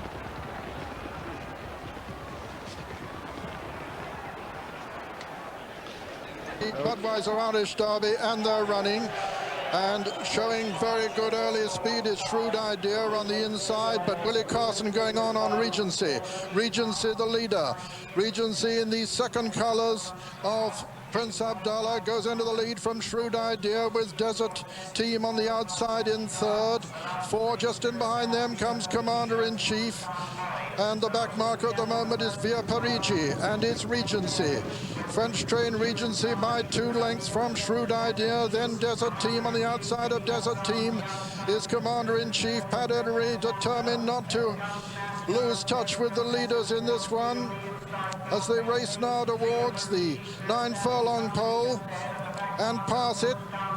Regency, the clear leader under Willie Carson, who's won this twice already, by 2 to 2.5 lengths from Shrewd Idea. Then Commander-in-Chief on the outside of Desert Team. And still to make his move is Cash Asmussen back in 6th on Hernando. Racing now towards the 6 furlong pole, and still Regency taking him along. Regency from Shrewd Idea, then on the outside of Desert Team comes Commander-in-Chief, just tucked in behind them, Hernando and Cash Asmussen. They're racing now towards the 4 furlong pole, and as they do so, it's still Regency taking him along from Shrewd Idea. Commander-in-Chief now moves into 3rd. Desert Team is 4, just in behind them, Hernando. And Cash Asmussen still to commit himself as they race now towards the home turn in the Irish Derby. And it's still Willie Carson taking him along on Regency from Shrewd Idea. Here comes Pat Edery on the outside, unleashing a run now on Commander-in-Chief towards his outside, Massiar, and just in behind the leaders now, and bursting through on the far side, Hernando, and here comes Commander-in-Chief to take it up, and it's Commander-in-Chief now, the British Derby winner from Hernando, the French Derby winner making ground all the time on him, and it's Commander-in-Chief from Hernando as they race into the final 150 yards, both under pressure. Commander-in-Chief from Hernando, Pat Edery from Cash Asmussen. Commander-in-Chief is going to hold Hernando and run it as they come to the line. Commander-in-Chief has won it. Hernando is second, 4C is third. 4 is Regency, 5 and 6 are Shrewd Idea and Massiar, then Via Parigi and Porter's Boy and Desert Team.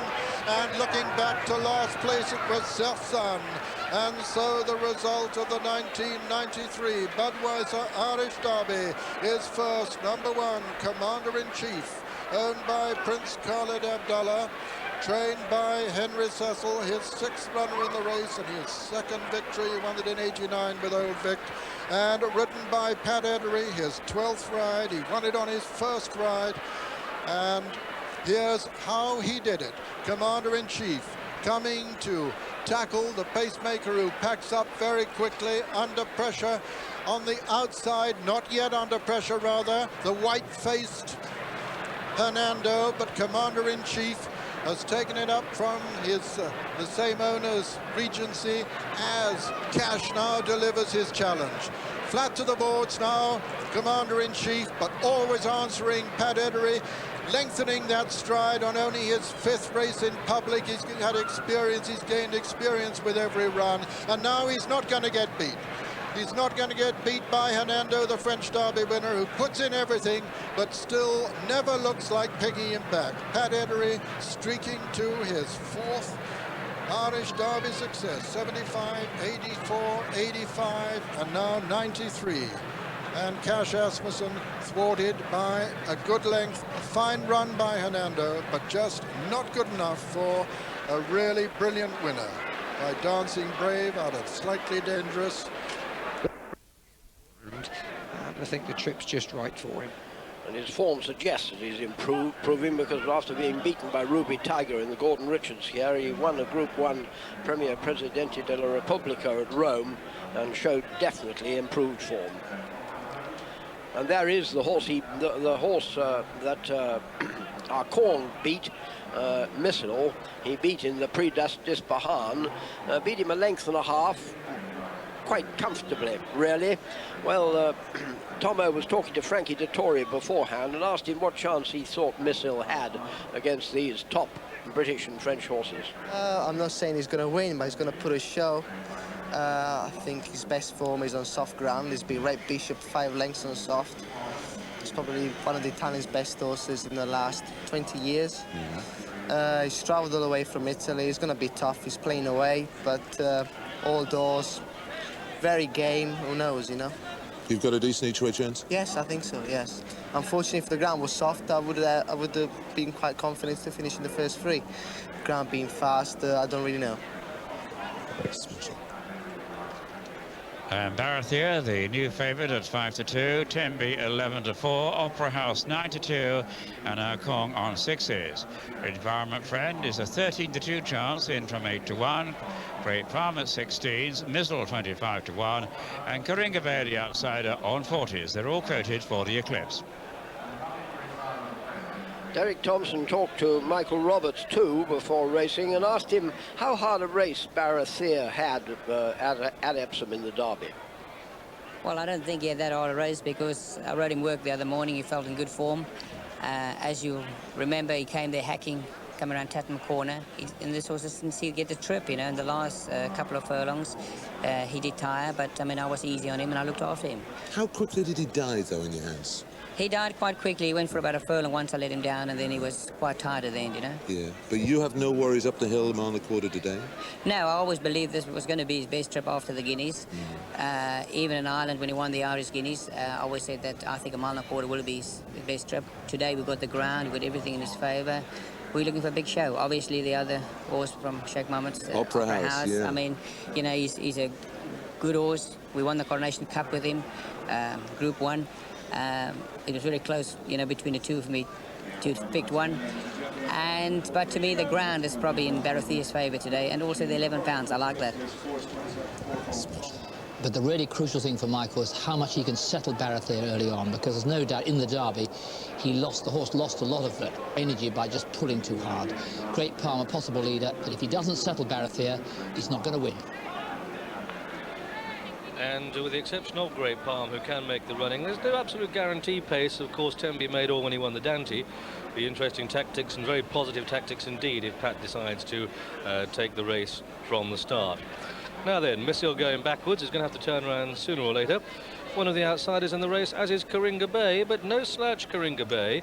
At 60-61 and 50-1, you back worse big price horses than that. Coringa Bay, a winner of 7 of his 26 races. Missil now, also a winner of 7 of his 18 races. The last to be installed for this, the Coral Eclipse, in which Barathea is posted at 5-2. Tembe trades at 11-4. Opera House solid at 9-2. But that's it.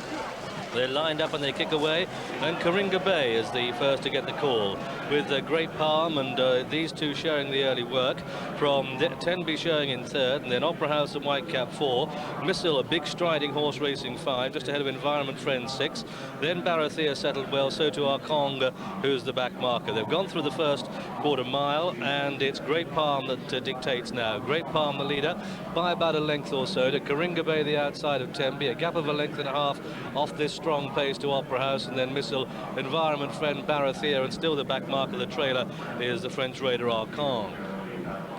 Inside the final mile now, and it's still Great Palm that leads. Great Palm by a length or so to Coringa Bay the outside of Tembe, Missil the inside of Opera House. Then Environment Friend and Barathea, and still Arkong poised to play his hand late. They soon start the turn out of the back straight, and it's the great big horse, Great Palm, striding a length and a half of the good over Tembe, travelling well the inside of Coringa Bay. It's Great Palm, Coringa Bay, Tembe, Missil, Opera House, Barathea, Environment Friend and Arkong still last as they begin the turn for home. And Great Palm blazing the trail, clear by 2 to Coringa Bay. And Pat Edery on Tembe just being asked to keep his position there. Pat, you can see, starting to go to work on this little horse. Opera House, the white cap, is travelling well. Missil tries to get closer. The grey on the right, Environment Friend, none going better than Barathea as they pass the 3. Tembe looks in trouble. They've come down to the 2 furlong marker, and Coringa Bay and the blue colours comes to take it from Great Palm. Tembe rallying, nothing if not tough. Missil gets a run. Opera House the outside. Barathea, could he use his speed? With just over a furlong to go, and it's a wide open race with Opera House going on. Coringa Bay the inside. Missil the grey comes for room on the inside of that one. They're inside the final furlong, and Opera House for Super Sub. Mick Kinane takes it up. Missil is flying at the death. Tembe finds reserves and stays on, but Opera House is going to lift the Coral Eclipse. Missil rallies close home. Opera House and Missil. A photo Opera House and Missil from Tembe in 3rd. Then came Coringa Bay and Barathea, followed by Arkong, who never got competitive.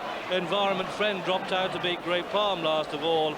And so the outcome of this, the Coral Eclipse, it's a win for number 6, Opera House.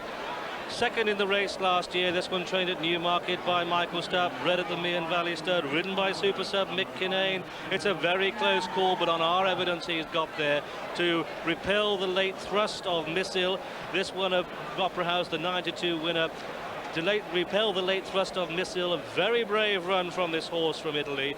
Just a length and a half back to Tembe, and I must take back what I said in commentary at Tembe. I thought he was beaten, but this great little terrier rallied to tremendous effect to get 3rd in the end, beating the 4th horse home, Coringa Bay, in the white spotted red cap there, who's won a cracker at this top race.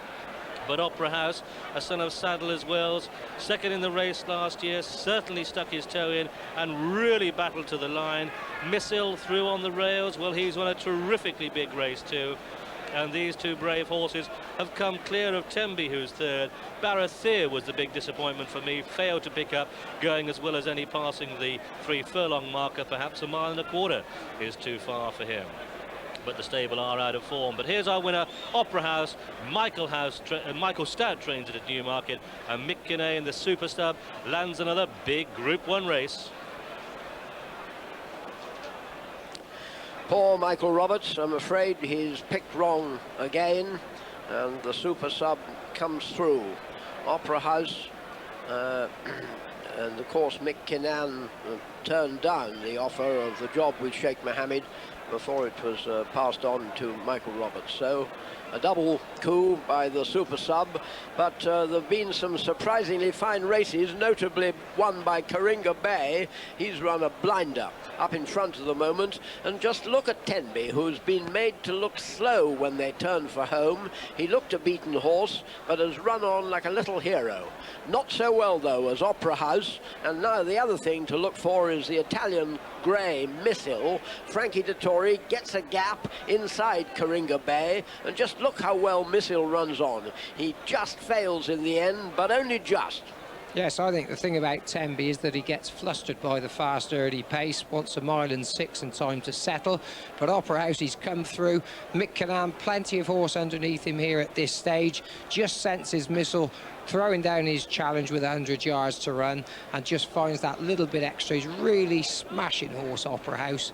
A really good servant he's been to Michael Stout. And Opera House gives Michael Stout his first Eclipse, and the first for Michael Kinane. Back down to Cherry Hinton Stakes. Here's our own. A narrow way. And on the near side, showing very good speed, is Nashville Blues, band on the run. Jade Vale also well up there, and also approach the bench. And on the near side, Grand Vitesse with Jade Vale. And over on the far side, showing good speed, is Neptune's Pet with Philidor. Neptune's Test isolated over on the far side. Grand Vitesse towards the near side, just about the leader. Grand Vitesse on the near side, being chased by Double Echo right up there. Also High Premium well there on the near side. High Premium, Spanish Storm in the very center of the course. Right up with them also on the near side is Walking the Plank, visored for the first time, but High Premium just about has the advantage now with a sheepskin noseband on the near side. High Premium from Walking the Plank, right up there, Little Roussillon also. They're racing towards the halfway mark now, and it's High Premium the leader towards the near side. Jade Vale is well there also. Spot the white cap towards the right of the picture. Also holding his position is Walk the Plank in the center, running very fast. And Royal Seaton coming there in the center, and it's Royal Seaton in the center. And here comes Imperial Ballet. Royal Seaton and Imperial Ballet as they enter the closing stages. Imperial Ballet surging away from Royal Seaton now. Philidor over on the far side, but Imperial Ballet is going to win it from Royal Seaton as they come to the line. Imperial Ballet it is, clear of Royal Seaton. Philidor is third on the far side. It's a very close thing for fourth, with probably just getting up to be fourth, Double Flutter. But Imperial Ballet is yet another winner, a third winner of the meeting for Henry Cecil, and a first victory, a second victory rather, for Pat Edery. And so the result of the Royal Hunt Cup is first, number 5, Imperial Ballet, owned by Mr. Robert Sangster, trained by Henry Cecil and ridden by Pat Edery. Second was number 12, Royal Seaton, owned by Axminster Corbetts Limited, trained by Rod Millman and ridden by Alan Mackay. And third, number 14, Philidor, owned by Mr. Jeff Smith, trained by James Eustace and ridden by Neil Kennedy. And a photo for fourth, but in my view just fourth, number 22, Double Flutter. So Henry Cecil wins the Hunt Cup with the stable neglected. The favourite Tapis Rouge nowhere. Walked the plank, made a lot of early running. At this point, High Premium was just about in front, but then Royal Seaton came through with a white cap in the centre of the course, and for a moment looked like landing a West Country gamble. But then looked back to Pat Eddery coming on the right of that leading group with the white cap and the green and blue colours. And as they come to the furlong marker, Alan Mackay is sending out distress signals on Royal Seaton, and Imperial Ballet, who's been such a disappointment so far, sweeps into the lead with Pat Eddery looking over his shoulder for non-existent danger. He's done it on the day that the ground eased. He's cruised away for one of the most comfortable Royal Hunt Cup successes for a number of years, and confounded the theory that the ground would be faster on the far side. Pat Eddery, with his hands on his horse's neck.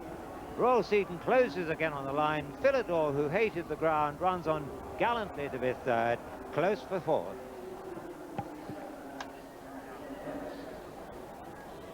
Yes, a really smart performance, this. And breaking fast on the inside is Contract Court. Far side, but on the near side, Slow Nicer just a little bit slowly away. Zorani Sidiana, the leader. Zorani Sidiana from Girl Splash, and then comes Somoto and Elizabeth Bay, with Nicer the back marker of the quintet, and Zorani Sidiana making it from Girl Splash, Somoto, Elizabeth Bay and Nicer. Zorani Sidiana and Walter Swinburne from Girl Splash, and Gerald Mosse with Somoto just in behind them. Just towards the outside then is Elizabeth Bay and Nicer, still the back marker as they race towards the 5-pole. Zorani Sidiana from Girl Splash in second, then Somoto, Elizabeth Bay on the outside, Nicer in fifth. Racing now towards the home turn in the Coronation Stakes, and still Zorani Sidiana from Girl Splash in second, then Somoto, and Zorani Sidiana still holding Girl Splash as they turn into the straight. Elizabeth Bay improving now on the outside of Somoto. Nicer still just the back marker of the quintet. Zorani Sidiana by about a length and a half from Girl Splash, then Elizabeth Bay, then Somoto, and finally Nicer. Zorani Sidiana going for home now under Walter Swinburne. Girl Splash trying to get on terms. They're racing towards the furlong pole. Zorani Sidiana from Girl Splash. These two being chased all the time by Elizabeth Bay. Zorani Sidiana from Girl Splash. Girl Splash making ground all the time. So is Elizabeth Bay on the outside. And Girl Splash now takes it up from Elizabeth Bay. It's Girl Splash from Elizabeth Bay as they race up towards the line. Girl Splash being chased by Elizabeth Bay, but Girl Splash and Elizabeth Bay in a photo. Girl Splash has won it from Elizabeth Bay. Zorani Sidiana is third, and 4 is Nicer, and 5 is Somoto.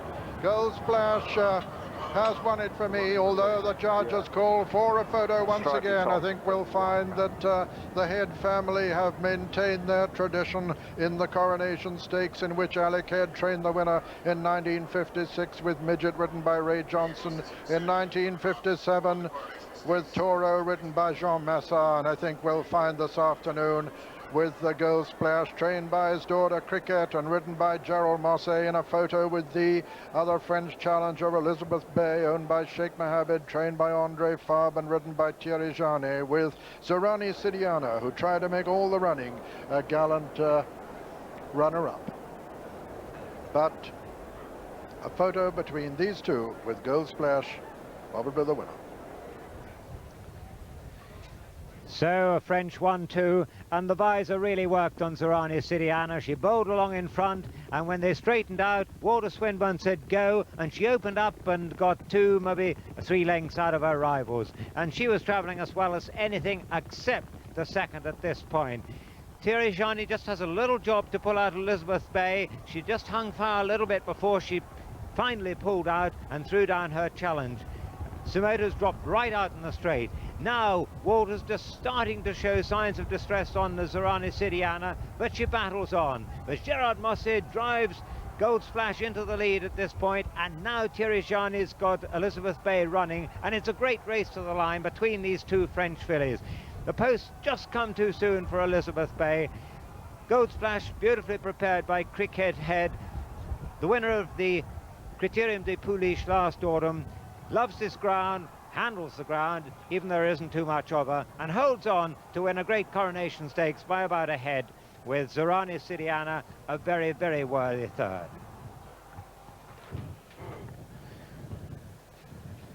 Well, she led inside the final furlong, Zorani Sidiana, and today, for the first time, she showed what she's capable of, and if it hadn't rained, who knows that she wouldn't have lasted home.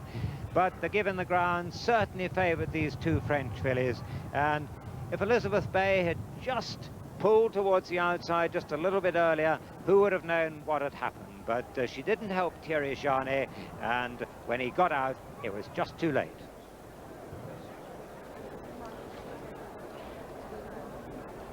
And they're away, and on the near